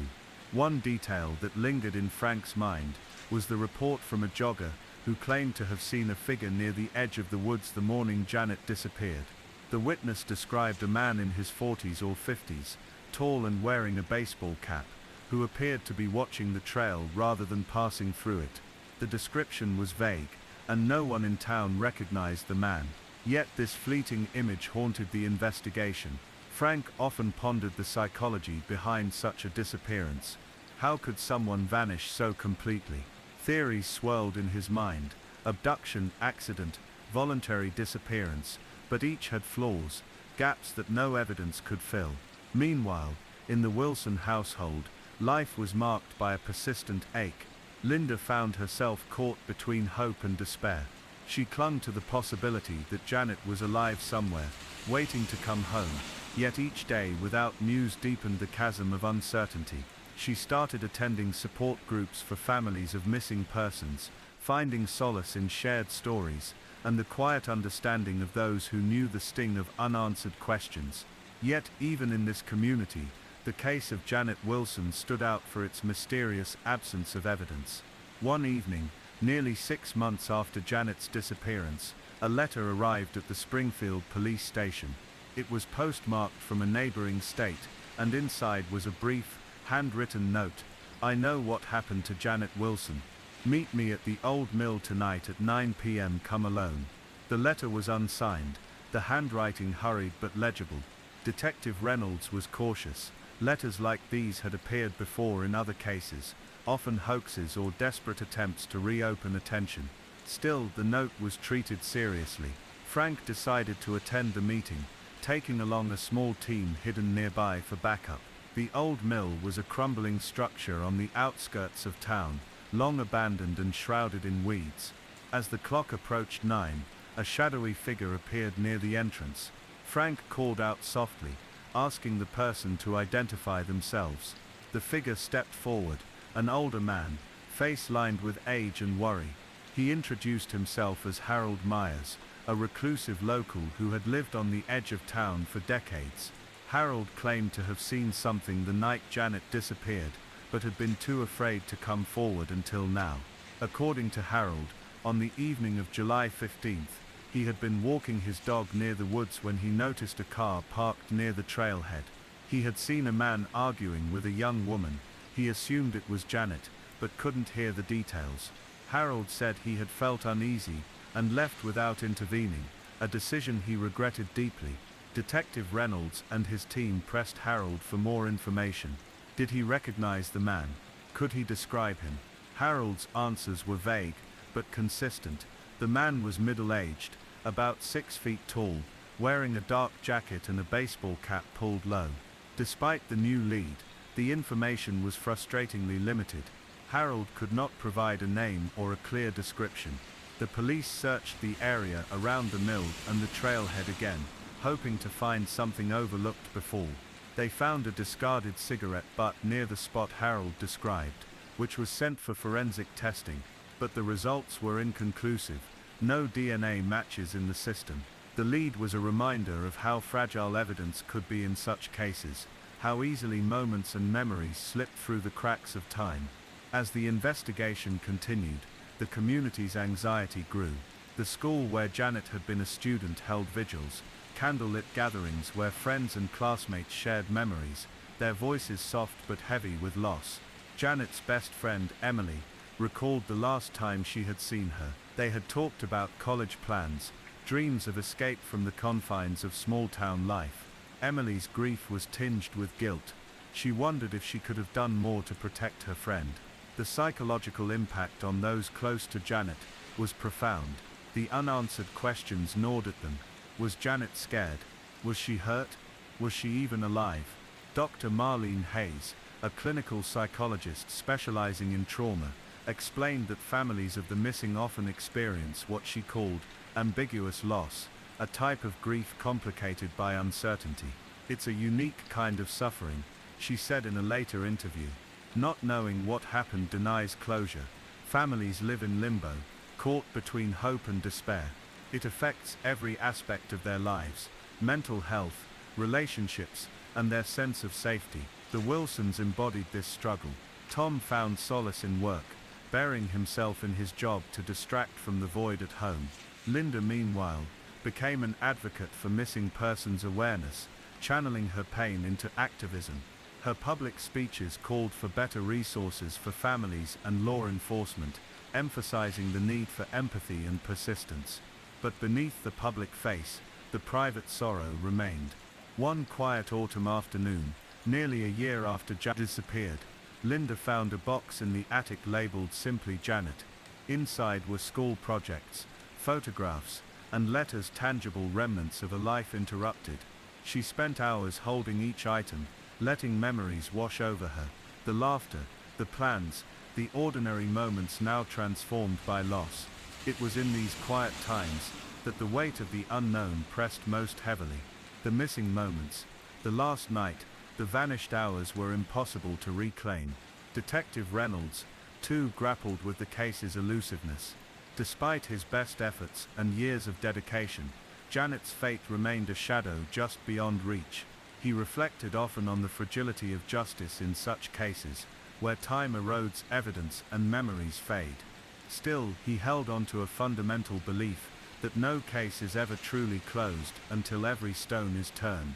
Years later, the town would come to see Janet's disappearance as a somber chapter in its history, a reminder of vulnerability amid familiarity. For the Wilson family, each anniversary was marked with quiet reflection. No public spectacle, just a candle lit in a window, a prayer whispered into the night. The mystery of Janet Wilson remains unsolved, a haunting silence in the heart of Springfield. Her story is one of hope, grief, and the enduring search for truth. It is a story that invites us to listen carefully to the spaces between words, to honor the lives interrupted, and to remember that sometimes, the deepest mysteries are those that leave us with more questions than answers. As the years unfolded, Janet Wilson's absence continued to reverberate quietly through the lives of those who loved her, and the town that once embraced her laughter. The steady passage of time did not dull the pain, rather it transformed it, settling like a soft but persistent shadow over memories, conversations, and daily routines. Detective Frank Reynolds, now approaching retirement, carried the case with him as one of the most haunting enigmas of his career. The disappearance of Janet Wilson was a stark reminder that even in the smallest towns, darkness could slip in unnoticed, leaving behind threads of loss that stretched far beyond any one moment. In the months after the meeting with Harold Myers at the old mill, the investigation had quieted but never stopped. Frank had continued to pursue every lead with dogged persistence, reviewing evidence, revisiting witnesses, and keeping Janet's story alive in the hope that new information might emerge. He had spent countless hours poring over phone records, interviewing people who had known Janet, or might have crossed paths with her in those final days. Each interview was a delicate exercise in empathy and patience, balancing the search for facts with the understanding of trauma. One particularly poignant meeting was with Janet's former boyfriend Eric, who had struggled to make sense of her disappearance. Eric described Janet as full of dreams and contradictions, a bright, ambitious young woman wrestling with the complexities of growing up. He spoke softly of their last conversation, which had ended abruptly with unspoken fears and unresolved questions. Eric's grief was raw but tempered by a quiet resolve to honor Janet's memory. Psychologists consulted during the case emphasized the subtle dynamics that can surround disappearances involving young women.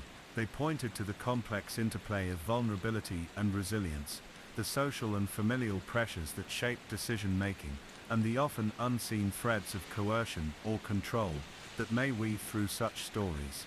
For the Wilson family, healing was a gradual, uneven process. Linda and Tom sought therapy and community support, navigating the landscape of ambiguous loss with courage. They marked milestones quietly, honoring Janet's birthday and the anniversaries of her disappearance, with moments of reflection rather than spectacle. Their home remained a repository of Janet's presence, photographs on the walls, her favorite books on shelves, the worn guitar that still rested in the corner. These objects were anchors to a past that refused to be erased, reminders of the girl who once filled rooms with laughter and light. In the town of Springfield, Janet's case became a catalyst for change. Local law enforcement, inspired by the Wilsons' advocacy, began developing better protocols for missing persons investigations, emphasizing early intervention, community engagement, and the integration of modern forensic techniques. Community groups formed, focusing on prevention, education, and support for families affected by disappearances. The annual candlelight vigils became a space for collective mourning and remembrance, a gentle affirmation that those who vanished were not forgotten. Despite these efforts, the core mystery remained unresolved. No trace of Janet was ever found beyond that final morning on the trail. The man seen arguing with her, the figure reported near the woods, these shadows never solidified into a known identity or motive. Speculation sometimes surfaced, as it does in any unsolved case. Some wondered if Janet had chosen to leave, seeking escape from pressures or pain unknown to others. Others feared foul play by a stranger or someone close to her. Yet none of these theories could be confirmed. The ambiguity of the unknown was both a burden and a refuge. It kept hope alive, fragile and flickering, but it also denied closure, leaving wounds open and stories incomplete. In quieter moments, Detective Reynolds reflected on the nature of justice and truth. He recognized that some cases resist neat resolutions, that the human experience is often defined by uncertainty and loss. He thought of Janet not just as a missing person, but as a symbol of resilience, of families who endure, communities that care, and the enduring commitment to seek answers no matter how elusive. The Wilsons, for their part, found a measure of peace, not in answers but in memory. They spoke of Janet often, sharing stories that painted a portrait of a young woman vibrant and real, more than the sum of her disappearance. Linda found comfort in small rituals, lighting a candle each evening, tending to Janet's garden plot with careful hands, listening to her favorite music on quiet nights. These acts were threads of connection, fragile but sustaining. Tom, who had once immersed himself in work to shield from grief, began volunteering with local outreach programs, channeling his energy into helping others facing hardship. Their lives were forever altered, shaped by the absence of someone irreplaceable. The town of Springfield, too, moved forward, changed subtly by the quiet heartbreak embedded in its history. The woods where Janet was last seen remained, their paths well worn but still holding secrets beneath the canopy of trees. Visitors to the area sometimes spoke in hushed tones of the mystery, a reminder that even in places of peace and routine, shadows could linger. And so, the story of Janet Wilson endures, a haunting echo in the heart of a small town. It is a testament to the fragility of life, the depth of human grief, and the unyielding hope that someday, the missing might be found, or at least remembered with love. The silence surrounding Janet's disappearance invites us to listen to the memories left behind, to the voices of those who wait, and to the enduring mystery that shapes so many lives in quiet, unseen ways. In the early morning hours of September 20th, 1988, the small town of Belen, New Mexico, stirred to life under a pale, awakening sky. The cool desert air carried with it a quiet stillness, a moment of calm before the routines of the day took hold. But beneath that calm, a shadow was about to fall, one that would linger for decades, weaving uncertainty and heartache into the lives of those left behind. Tara Calico was a young woman known for her quiet independence and the subtle strength that marked her character. At 19 years old, she lived with her family in a modest home on the outskirts of town. Tara was a bright student, a talented athlete, and someone who found solace in the rhythm of everyday life. She was a girl who, by many accounts, had a future full of promise. That morning, as the first light spread softly across the New Mexican landscape, Tara set out on a routine bike ride along New Mexico State Road 47. It was a familiar route, one she had taken many times before, meandering past open fields and rugged terrain, a place where the world felt wide and possibilities endless. She left behind a note for her mother, reassuring and simple, the kind of message a caring daughter might leave before heading out alone. The note promised she would be back soon, that she would take care of herself. But Tara never returned. When she failed to come home, her family's concern grew steadily, tempered by hope that she might have simply lost track of time. Yet as hours stretched into days, the fabric of that hope began to unravel. The police were called, and a search was launched. Local officers, volunteers and neighbors combed the roadways, the arroyos, and the hillsides that surrounded the town. They sought any sign, a discarded item, a footprint, a trace that might hint at Tara's whereabouts. Despite exhaustive efforts, nothing substantial was found. No witnesses came forward with definitive information. The last confirmed sighting remained the image of Tara pedaling down the dusty road, unaware that she was on the cusp of vanishing into mystery. What followed was a series of strange and unsettling developments that would deepen the enigma. Weeks after Tara's disappearance, a photograph surfaced, an image that would haunt the case and capture national attention. The photograph showed a young woman and a boy, both seated side by side, bound and gagged inside the bed of a pickup truck. The woman bore a striking resemblance to Tara, dressed in similar clothing from the day she disappeared. The boy was unidentified. The photo was found by a woman in a parking lot miles away from Belen. She handed it to the police, believing it might hold the key to unraveling the mystery. The authenticity of the photograph was debated fiercely. Some experts analyzed the tape and bindings, concluding the image was real, not a fabrication or hoax. Others cautioned against jumping to conclusions, wary of the dangers of assumption. For the Calico family, the photograph was both a chilling confirmation and a cruel torment, proof that Tara might still be alive, yet held captive in circumstances beyond their reach or control. The investigation into the photograph led to new questions but few answers. The identity of the boy remained unknown, and no credible leads emerged that could pinpoint the location or captors. The case grew cold, drifting into the shadows of unsolved mysteries that resist closure. The landscape around Belen, once a place of daily routines and quiet beauty, took on a more sinister tone in the minds of those who remembered Tara's story. The empty roads and open fields whispered of absence and unanswered questions. Over the years, sporadic tips and theories surfaced, rumors of secret hideouts, sightings of suspicious individuals, and conjectures about possible motives. None ever led to definitive breakthroughs. Tara's family continued to hold on to hope, their lives intertwined with the memory of a daughter and sister who disappeared without trace. They spoke often of her gentle spirit, her laughter, and the dreams she carried. The community, too, remembered. Tara's disappearance became a somber chapter in the town's history, a reminder of how fragile life can be and how easily darkness can slip into the familiar. The mystery of Tara Calico endures, a haunting puzzle with pieces scattered across time and space. It is a story that invites us to listen closely, to honor the lives changed by absence, and to recognize the quiet courage it takes to search for truth in the face of uncertainty. In the weeks and months following Tara's disappearance, the town of Belen became a crucible of grief, confusion and restless hope.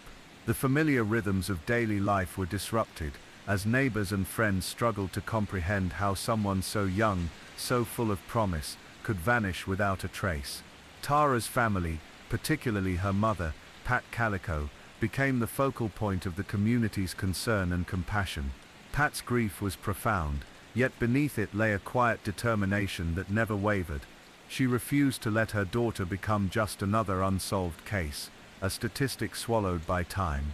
Pat and her husband, Mike, spent countless hours coordinating with law enforcement, distributing flyers, and organizing search parties. They reached out to national organizations, hoping to harness every resource available. But despite their efforts, the trail remained cold. Local police were earnest but limited in manpower and resources. The case was initially handled by the Valencia County Sheriff's Office, a small department tasked with managing the complexities of rural law enforcement. Detective Danny Gonzalez was assigned to lead the investigation. Known for his methodical approach and empathy, Gonzalez understood the weight of the case, not only as a professional, but as a member of the community deeply affected by the loss. In his early interviews with Tara's friends, teachers and acquaintances, Gonzalez painted a picture of a young woman who was responsible and well-liked. Tara was described as someone who rarely stayed out late, who kept close ties with her family, and who did not have a history of rebellion or risky behavior. The absence of any apparent motive or suspicious behavior complicated the case. There were no signs of a struggle at home, no indication of recent threats or conflicts. Tara's bike was found abandoned on the shoulder of the road, with no visible damage or evidence of an accident. As Gonzalez and his team sifted through leads, one question loomed large: was Tara's disappearance the result of a random act or something more calculated? The photograph found weeks later added a layer of chilling complexity. The black and white Polaroid showed the young woman and the boy bound and gagged. The image was stark and haunting, yet subtle details sparked debate. The woman in the photo wore a t-shirt with a distinct design, matching the one Tara was known to have worn on her bike ride. The boy, estimated to be around 12 years old, was unknown to investigators. Neither appeared visibly distressed beyond their restraints. Their faces suggested a quiet resignation. Experts who examined the photograph noted the type of tape used was consistent with materials commonly available at the time. The image's clarity and composition implied it had been taken with some care. Detective Gonzalez was cautious, but compelled by the photograph's implications. He hoped it would offer a lead, a clue to unraveling the mystery, but instead it deepened the case's complexity. Investigators reached out to law enforcement agencies in neighboring states, searching for missing children or teens who might match the boy's description. None were found to correspond. The absence of any ransom demands or communications further baffled the investigation. If the photograph was genuine, why had the captors not contacted the family? What purpose did the image serve? In the quiet spaces between leads, the psychological impact of the case began to emerge. Tara's family grappled with the unknown, the ambiguity that makes closure so elusive. Pat Calico, in interviews years later, spoke of living with a hanging question, a phrase that captured the liminal space between hope and despair. She described the pain of waiting without answers, the effort to keep faith amid silence. The family's resilience was mirrored by the community's response. Local churches held vigils, and schools organized awareness campaigns about missing persons. The case sparked conversations about safety and vigilance, especially for young women navigating rural and isolated spaces.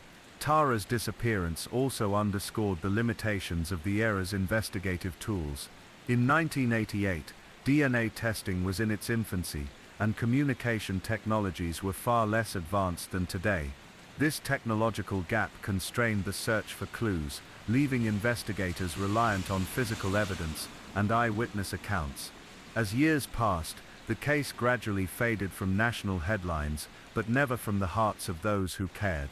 One poignant development occurred in the mid-1990s, when a woman came forward, claiming to have seen Tara in a nearby town, months after the disappearance. The sighting described a young woman fitting Tara's description, appearing frightened and accompanied by an unknown man. The lead prompted a renewed investigation. Police canvassed the area, distributed flyers and revisited interviews. However, despite these efforts, the sighting could not be conclusively verified. Psychologists who have studied disappearances like Tara's emphasize the role of trauma and control in such cases. Victims may be manipulated into silence, conditioned to fear their captors or doubt their own safety. The presence of the boy in the photograph added another layer of complexity. Some experts theorized that the boy and Tara were held captive together, possibly as leverage or for reasons tied to the captor's psychology. Others speculated the boy could be a relative or acquaintance, perhaps coerced into silence alongside Tara. Whatever the truth, The absence of any further communication left families with an agonizing uncertainty. In small towns like Belen, the ripples of such disappearances extend far beyond the immediate circle.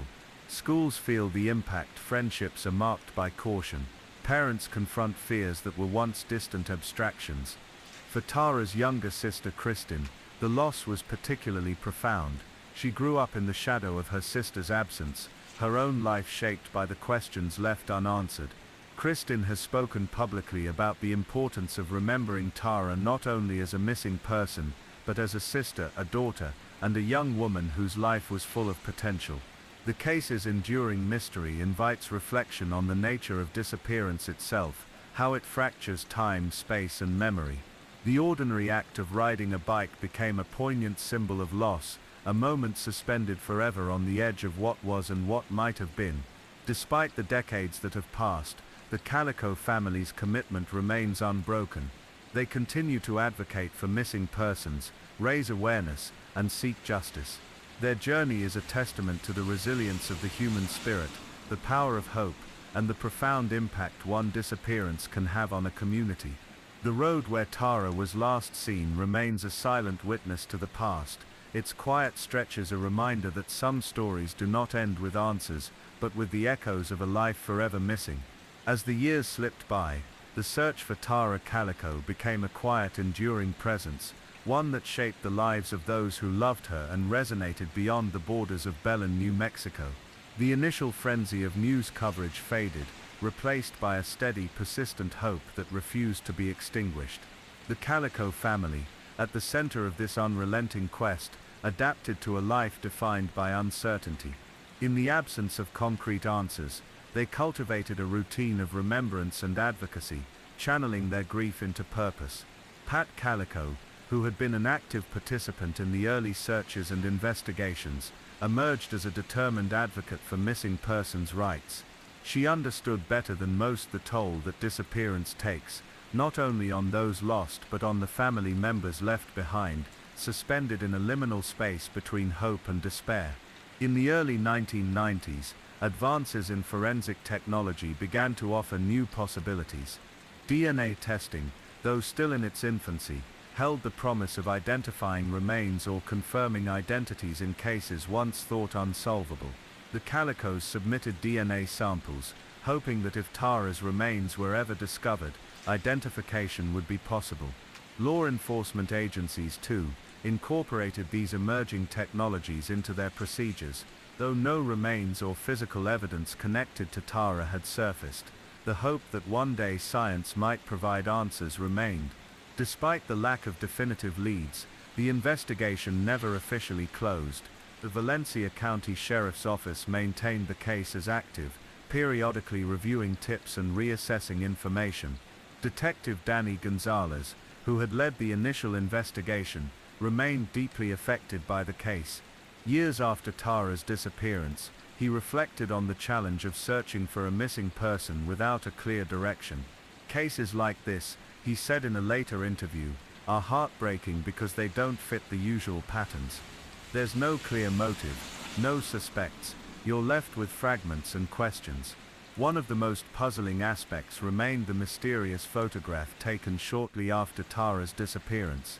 Over time, forensic analysts examined the image repeatedly, scrutinizing every detail, the tape, the bindings, the clothing. In the late 1990s, a forensic psychologist specializing in abduction cases reviewed the photograph and proposed a theory. He suggested that the captors may have taken the photo as a form of psychological control, a way to assert dominance over their victims, and perhaps to send a message to someone else. This theory deepened the tragedy. It implied that Tara, and the boy seen with her, were likely alive at the time the photograph was taken, held captive under conditions of extreme duress. Yet why had the captors never made contact with Tara's family? Why had they not demanded ransom or issued threats? One hypothesis proposed by law enforcement was that the kidnappers might have been attempting to avoid detection altogether. Perhaps the photo was intended for internal use, a trophy or record, rather than a means to communicate. Another possibility was that the captors were unstable or erratic, acting without clear plans or goals, which could explain the silence. The boy in the photograph remained unidentified. Despite widespread efforts, no child matched his description in missing persons databases. His identity remains one of the most haunting unanswered questions. In Belen, the impact of Tara's disappearance rippled through the community's collective consciousness. It challenged assumptions about safety and trust in small towns. Parents became more vigilant, children were cautioned about strangers, and the landscape of innocence subtly shifted. For Tara's friends and classmates, the disappearance was a source of confusion and sorrow. Many struggled to reconcile the vibrant girl they knew with the haunting unknown that followed. Kristen Calico, Tara's younger sister, grew up in the shadow of loss. Her childhood was marked by visits from police officers, media inquiries, and community vigils. Yet, amidst the sorrow, Kristen found strength in remembrance. She spoke of Tara not as a missing person defined by tragedy, but as a sister who loved the desert sunsets, who dreamed of college, who played guitar in quiet moments. In her words, Tara was still here, in all the spaces she filled. The family's resilience was a quiet testament to love's endurance. They established scholarships in Tara's name, supported local organizations for missing children, and spoke publicly to raise awareness. Their advocacy helped foster changes in law enforcement protocols regarding missing persons, emphasizing early response and community involvement. Over the years, several tips emerged that briefly reignited hope. One involved a woman who claimed to have seen a girl matching Tara's description in a neighboring state, living under a different name. Investigators followed up, but could not substantiate the claim. Another tip suggested a possible connection to a known serial offender active in the Southwest at the time. Though the theory was investigated, no conclusive evidence linked Tara's case to the suspect. The uncertainty remained, a constant undercurrent beneath every lead and theory. The psychological toll on the family and community was profound. The liminal space between hope and despair became a defining feature of their existence. Mental health professionals working with families of the missing note the unique grief that emerges from ambiguity. Unlike traditional mourning, where closure is possible, ambiguous loss leaves wounds open, feelings suspended. Pat Calico described this feeling as a door that never quite closes, a question that never settles. The case also highlighted broader societal challenges in addressing disappearances, particularly in rural areas with limited resources. Advocates pointed to the need for better coordination between local, state, and federal agencies, as well as improved public education on preventing abductions. In 2009, the case was revisited when a piece of evidence, a tape roll found near the original site where Tara's bike was discovered, was tested using new forensic methods. Unfortunately, no new DNA or fingerprints were identified. Nonetheless, the investigation's persistence underscored a commitment to uncovering truth despite obstacles. Today, the Tara Calico disappearance remains one of New Mexico's most chilling mysteries. It is a story not only of a missing young woman, but of the enduring human capacity to hope, to grieve, and to seek justice. Her name lives on, whispered in quiet conversations, etched in memory, and carried forward by those who refused to let her be forgotten. As time passed, the unanswered questions about Tara Calico's disappearance grew heavier, yet the flame of hope and memory remained alive in quiet ways. The world around Belen changed, the desert sun rising and setting on landscapes both familiar and transformed, but Tara's absence was a constant shadow, woven into the fabric of the town's story. Despite decades passing, the case remained open in the eyes of the law enforcement agencies, who first searched tirelessly for her, as well as those who took up the mantle in later years. The mysterious photograph, that had emerged so soon after her disappearance, was still debated among experts and laypeople alike. Its enigmatic nature, a young woman with tape across her mouth, hands bound, alongside an unidentified boy, persisted as a haunting symbol of a nightmare without closure. Families of missing persons often describe their journey as one without end. For Tara's family, The intersection of hope and grief shaped the contours of their lives. They continued to advocate for missing persons awareness, tirelessly urging authorities to keep the case active, to never let it fade into obscurity. Kristen Calico, Tara's sister, grew into adulthood with the heavy burden of her sister's absence, yet she also cultivated a remarkable resilience. Through public speaking and engagement with organizations dedicated to missing persons, Kristen offered a voice that was both gentle and powerful, humanizing the invisible pain that accompanies such disappearances. She shared stories, not just of loss, but of the person Tara was, the laughter, the curiosity, the music she loved playing on her guitar. This narrative was her way of keeping Tara present, not as a cold case, but as a living memory.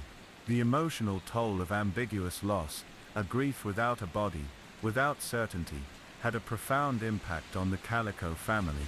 Psychologists recognize this form of loss as particularly complex, leaving relatives suspended between hope and despair. There was no final goodbye, no funeral to close a chapter, only the ache of absence and the yearning for answers. In communities like Belen, small towns where everyone knows each other, such losses echo deeply. The disappearance of one young woman transforms into a collective wound, a reminder of vulnerability and the fragility of safety. In the early 2010s, advancements in forensic science offered a renewed sense of possibility. DNA analysis, once a nascent tool, had evolved dramatically. Investigators revisited evidence, applying new techniques in the hope of discovering something previously missed. One poignant effort involved the testing of fibers and tape from the photograph, as well as the bike found near the original disappearance site. While no new matches were found, the efforts underscored the commitment to pursuing truth relentlessly. In addition to scientific methods, the passage of time brought changes in investigative approaches. Cold case units were established in many jurisdictions, staffed with officers who specialized in reviewing decades-old cases with fresh eyes and modern technology. Tara's case periodically entered these reviews. Each time, the hope was rekindled that even the smallest overlooked detail might spark a breakthrough. Community vigils continued to mark anniversaries of Tara's disappearance. These gatherings were quiet, reflective moments where friends, family, and neighbors came together to honor a young life lost to mystery. These vigils, though somber, were also acts of collective remembrance and resilience. They embodied a refusal to let Tara's story be erased by time. At the national level, Tara's disappearance contributed to broader conversations about child safety, abduction prevention, and the importance of swift, coordinated responses. The case exemplified the complexity of missing persons investigations and the challenges inherent in rural or less populated regions. Families of missing children and adults have since benefited from improved protocols, hotlines, public alerts, better communication between agencies, many of which have roots in lessons learned from cases like Tara's. Yet perhaps the most haunting element remains the photograph itself. The boy beside Tara, with his own bindings and tape, remains unidentified. His presence raises many questions. Was he another victim taken alongside Tara? Did he survive? Was his fate connected to hers, or entirely separate? Some who have studied the image closely note subtle details, the style of clothing, the landscape behind them, that hint at possibilities but do not yield answers. The boy's identity remains one of the case's greatest enigmas. There have been rumors and sporadic claims over the years, some hopeful, others dubious, suggesting that one or both might have been sighted elsewhere under different circumstances. Law enforcement diligently investigated these tips, but none led to conclusive results. The mystery of Tara Calico also speaks to a larger cultural fascination with unsolved disappearances, the stories that linger in the public imagination precisely because they resist resolution. These cases remind us of human vulnerability and the limits of control. They force communities and families to confront fears that lurk beneath everyday life. For Tara's family, the mystery is both a source of profound pain and a motivator for continued advocacy. They have pushed for legislative changes, improved resources for families of the missing, and better public awareness. The case also inspired artistic and literary reflections. Writers, filmmakers, and musicians have drawn upon the haunting ambiguity of Tara's disappearance to explore themes of loss, memory, and hope. Through these varied expressions, Tara's story transcends the immediate tragedy, becoming a symbol of unresolved longing and the enduring human spirit. In recent years, social media platforms have created new avenues for awareness and connection. Pages dedicated to missing persons allow families and supporters to share stories, photos, and updates with a global audience. For the Calicos and their supporters, this means that Tara's story reaches far beyond the borders of New Mexico, touching hearts and minds worldwide. Despite the passage of time, the search for Tara Calico remains a poignant testament to the complexity of human experience when faced with the unknown. Her disappearance is a reminder that behind every missing person is a family left waiting, a community forever changed, and a world that must continue to ask difficult questions. While the final answers may never come, the commitment to remember and to seek justice endures. Tara's name lives on not only in investigations and reports, but in the quiet moments of remembrance, the desert wind that brushes over Belen, the fading light that touches the fields where she once rode her bike, and the hearts of those who refuse to let her story fade into silence. In the quiet town of West Memphis, Arkansas, beneath the heavy canopy of southern pines and the steady hum of cicadas, a dark mystery began to unfold in the spring of 1993. A case that would ripple through the years with chilling questions and a haunting absence of closure.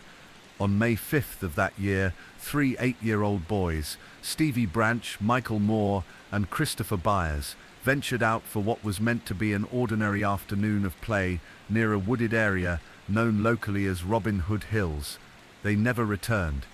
What followed was a desperate search that gripped the small town and quickly drew national attention.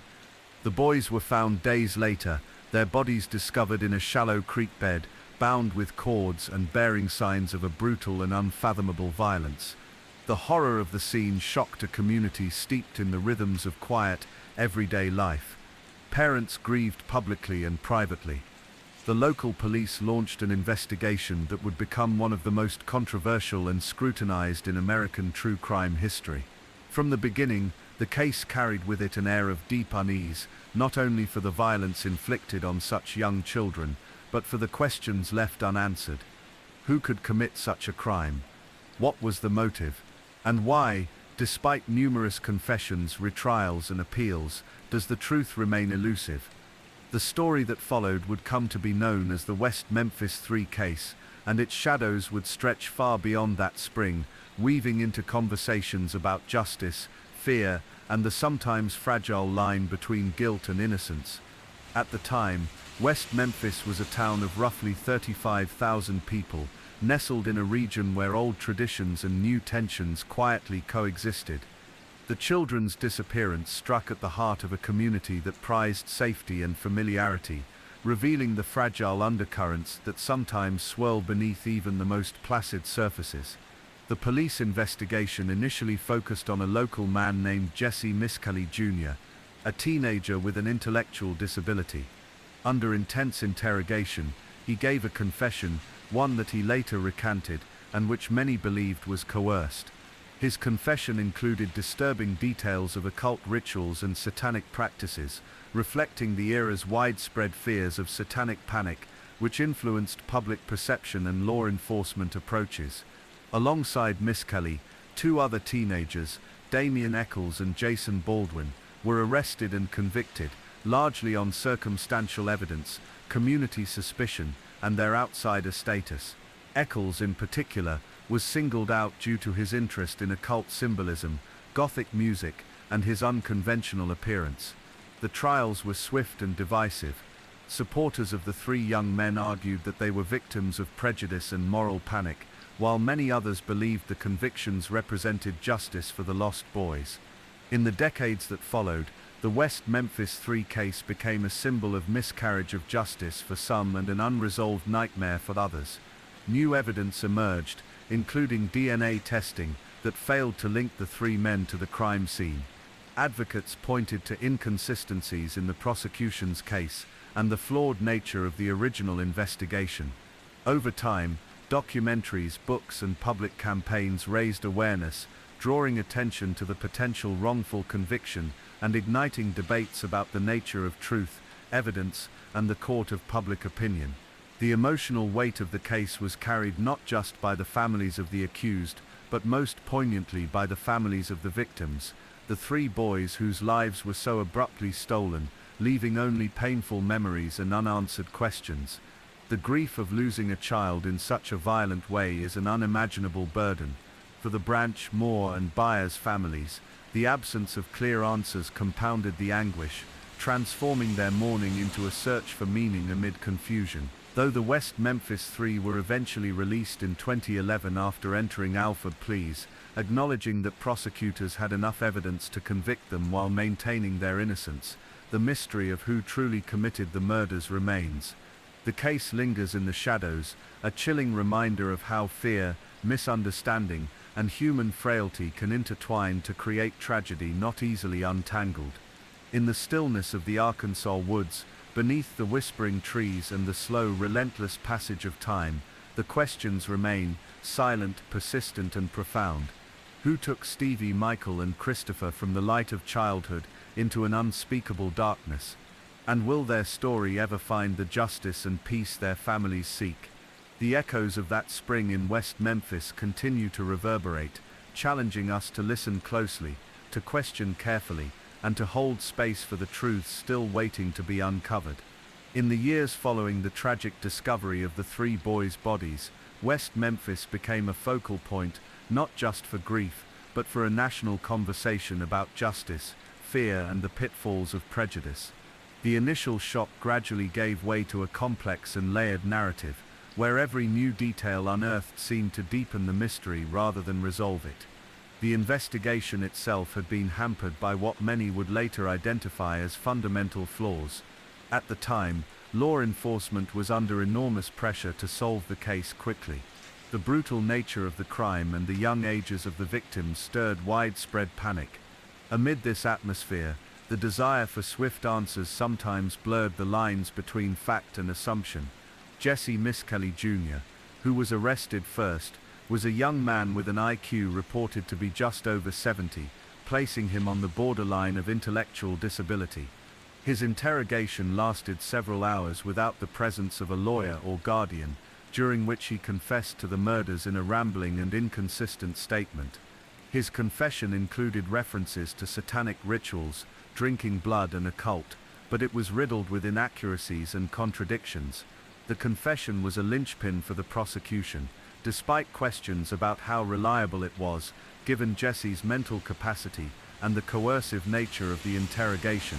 Many experts later argued that his confession was not only unreliable but a tragic product of pressure and confusion. Following Miskelly's arrest, attention quickly shifted to Damian Eccles and Jason Baldwin, both 16 at the time. Eccles was seen as the prime suspect because of his alternative lifestyle, his interest in dark themes, and his perceived outsider status in the conservative town. Baldwin was his childhood friend, often described as quieter and less confrontational. Both were arrested and charged with the murders alongside Miskelly. The case against them was largely circumstantial. Supposed evidence included Fiber's vague witness statements and the teenagers' reputations rather than hard forensic proof. The prosecution argued that the murders were part of a satanic ritual, tapping into the widespread moral panic about satanic cults that gripped parts of America in the late 1980s and early 1990s. At trial, much of the evidence hinged on community fears, hearsay, and assumptions based on the teenagers' appearance and interests. Damian Eccles, for instance, was portrayed as a dark figure, a young man who dabbled in the occult and wore black clothing, traits that in many ways marked him as an outsider rather than a criminal. Despite the lack of direct physical evidence linking them to the crime, all 3 were convicted. Miscali was sentenced to life plus 40 years, Baldwin to life imprisonment, and Eccles to death.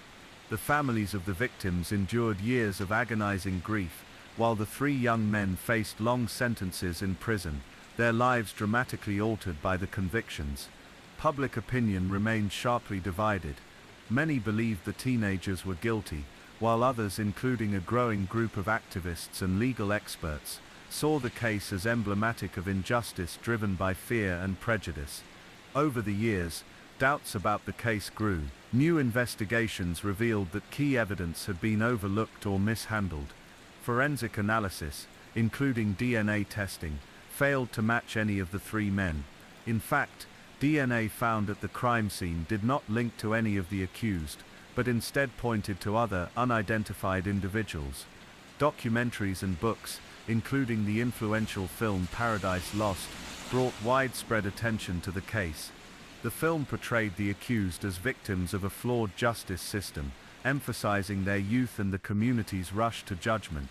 The national spotlight cast a new narrative over the case, one of wrongful conviction rather than guilty verdicts. This shifting perspective inspired renewed legal efforts. Appeals, motions for retrials, and campaigns for DNA testing followed.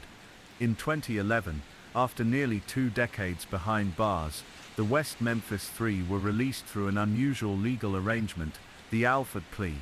This plea allowed them to assert their innocence, while acknowledging that prosecutors had enough evidence to convict them. The release was met with a mixture of relief and continued sorrow. The truth of who committed the murders remained unknown. The plea resolved the immediate question of the three men's imprisonment, but left open the deeper question that had haunted West Memphis for years. The impact of the case on the families of the victims remained profound. For the Branch Moore and Byers families, the release of the West Memphis Three brought no closure. The grief endured, an endless ache marked by loss, unanswered questions, and a haunting uncertainty. Behind closed doors, family members have spoken of their struggle to reconcile the tragic facts with the uncertain reality of justice.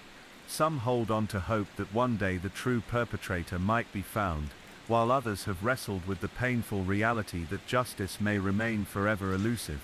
The broader community of West Memphis has also been transformed by the case.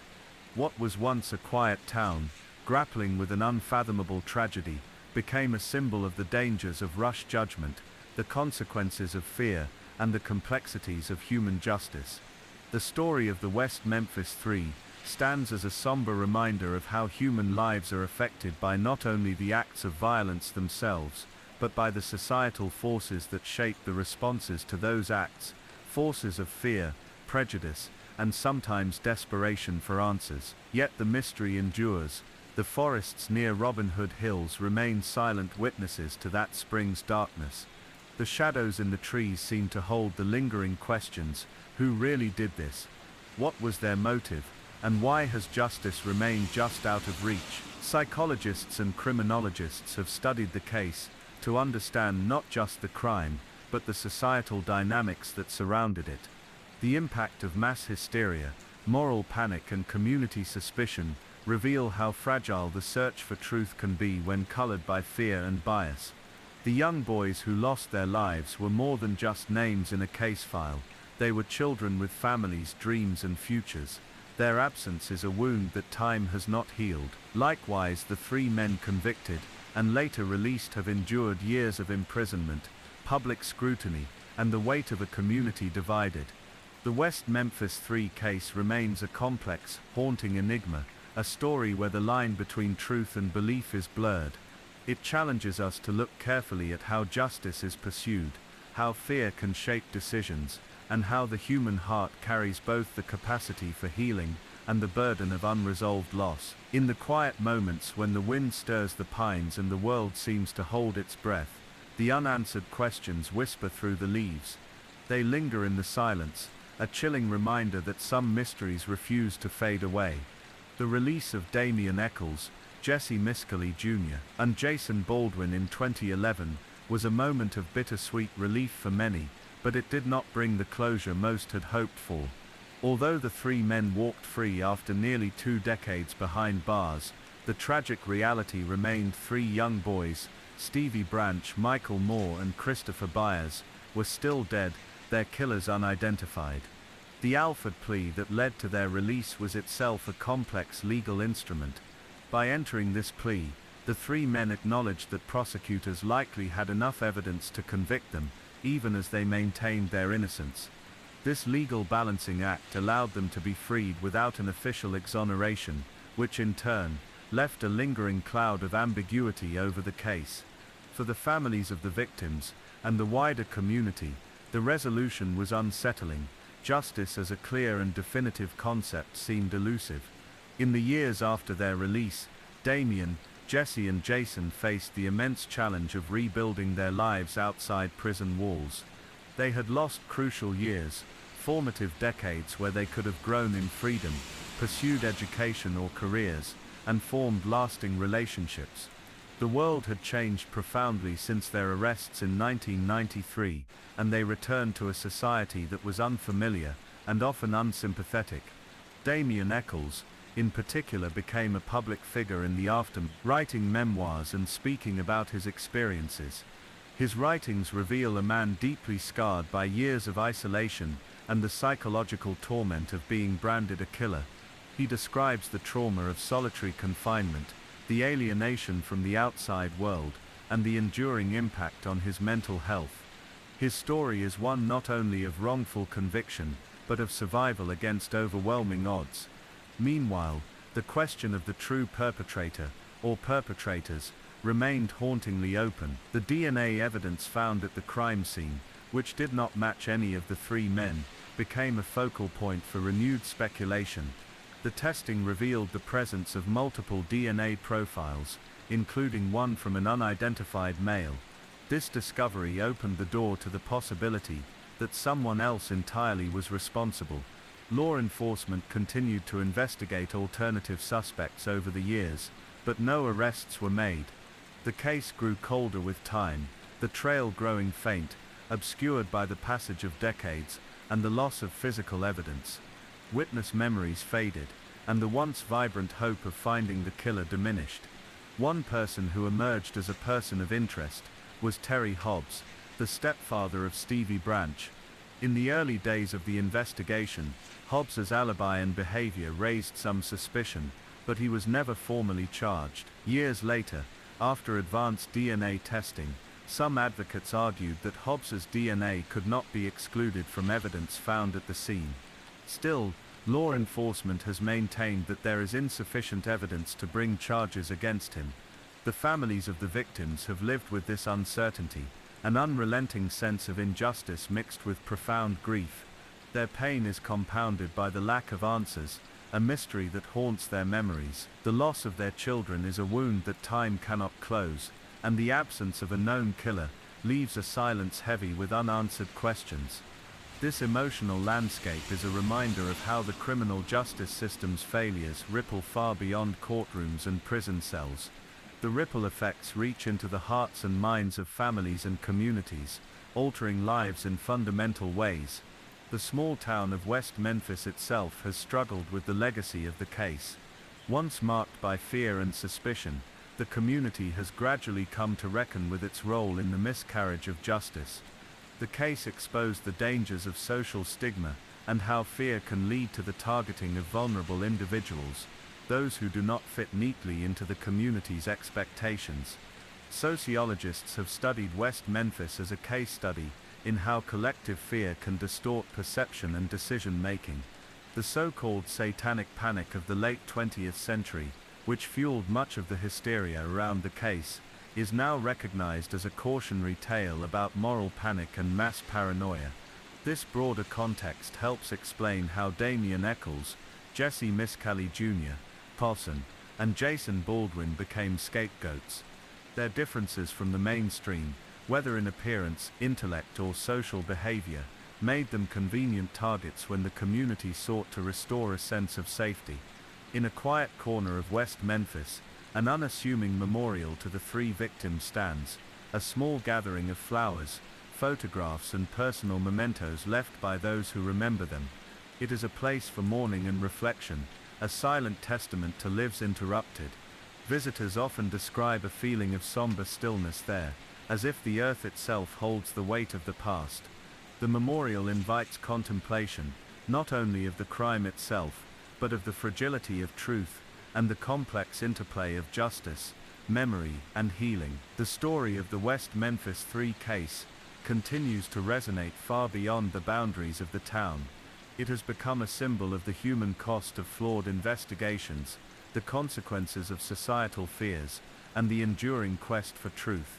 The unresolved nature of the case serves as a reminder that some mysteries resist neat conclusions. The darkness of that spring night in 1993 still hangs over Robin Hood Hills, a shadow that neither time nor legal proceedings have fully lifted. Families and advocates continue to hope for breakthroughs. Advances in forensic science offer the possibility that one day, new evidence might emerge, perhaps in the form of genetic genealogy or other investigative technologies, that could finally identify the person or persons responsible. Until then, the West Memphis 3 case remains a story of loss, endurance, and the complicated search for justice in a world where certainty is rare. It invites reflection on how communities respond to tragedy, how fear can shape actions, and how the truth, elusive and fragile, can be both a balm and a burden. As night falls over West Memphis, the pine trees stand tall and silent, their branches whispering in the wind. Somewhere beneath those shadows, the truth waits, patient and still, in the quiet spaces between memory and hope. The years following the release of Damien Eccles, Jesse Miscalley Jr., and Jason Baldwin did not unfold as a neat resolution, but rather as a complex continuation of pain, healing, and uncertainty. Freedom was not a cure-all. The scars left by their incarceration, and the unresolved mystery of the murders weighed heavily on everyone connected to the case. For Damien Eccles, the adjustment to life outside prison walls was marked by both triumph and hardship. His time in solitary confinement, spanning nearly 18 years, had profoundly affected his psyche. The isolation left emotional wounds that no amount of legal victory could erase. Damien embraced writing and spiritual exploration as pathways toward healing. His memoirs reveal a man wrestling with trauma yet striving toward peace, revealing the human cost of wrongful conviction beyond the headlines. Jesse Miscalley Jr., who had confessed under intense interrogation pressure and questionable circumstances, faced his own unique challenges. Having a mild intellectual disability made him vulnerable in the original investigation and the trial, and his return to freedom came with a mix of relief and the daunting task of rebuilding a life lost to incarceration. Jesse struggled to find a place in a world that had moved on without him, and the community's mixed reactions sometimes complicated his journey. Jason Baldwin, the third member of the trio, also sought to reclaim his identity beyond the shadow of the case. He returned to artistic pursuits and advocated for criminal justice reform, becoming a voice for others who faced similar fates. Yet the memories of the past lingered, and the absence of a true resolution continued to haunt. For the families of Stevie Branch, Michael Moore, and Christopher Byers, the wounds of loss remained raw and unhealed. While the men originally convicted were freed, the question of who truly took their children's lives still haunted their hearts. The mystery surrounding the murders made the grieving process more complex, intertwining sorrow with frustration, and a desperate longing for answers. The West Memphis 3 case had become emblematic of a justice system strained by fear, bias, and imperfect evidence. It laid bare the dangers of rushing to judgment, the weight of societal hysteria, and the vulnerability of marginalized individuals. It also underscored the crucial role that advances in forensic science and legal advocacy can play in uncovering truth and preventing injustice. Yet the story resisted neat closure. Despite ongoing investigations and renewed interest, the case remains officially unsolved. The DNA evidence found at the scene, which did not match any of the three men, suggests that someone else was involved, yet that trail has gone cold. The community of West Memphis itself has had to come to terms with this ambiguity. Once consumed by fear and suspicion, it gradually learned to live with the uncomfortable reality that some questions may never be answered. The case became a cautionary tale, reminding residents and outsiders alike of the perils of moral panic and the human toll of scapegoating. Psychologists and sociologists have examined the case as a powerful example of how social dynamics and collective fear can distort justice. The so-called satanic panic that gripped America in the late 1980s and early 1990s played a significant role in shaping public perception and influencing the investigation. In West Memphis, the outsider status of Damien, Jesse and Jason made them vulnerable targets in a community eager to find someone to blame. This phenomenon, fear-driven hysteria that overrides careful reasoning, is not confined to that time or place. It serves as a warning about the fragility of truth, when overshadowed by panic and prejudice.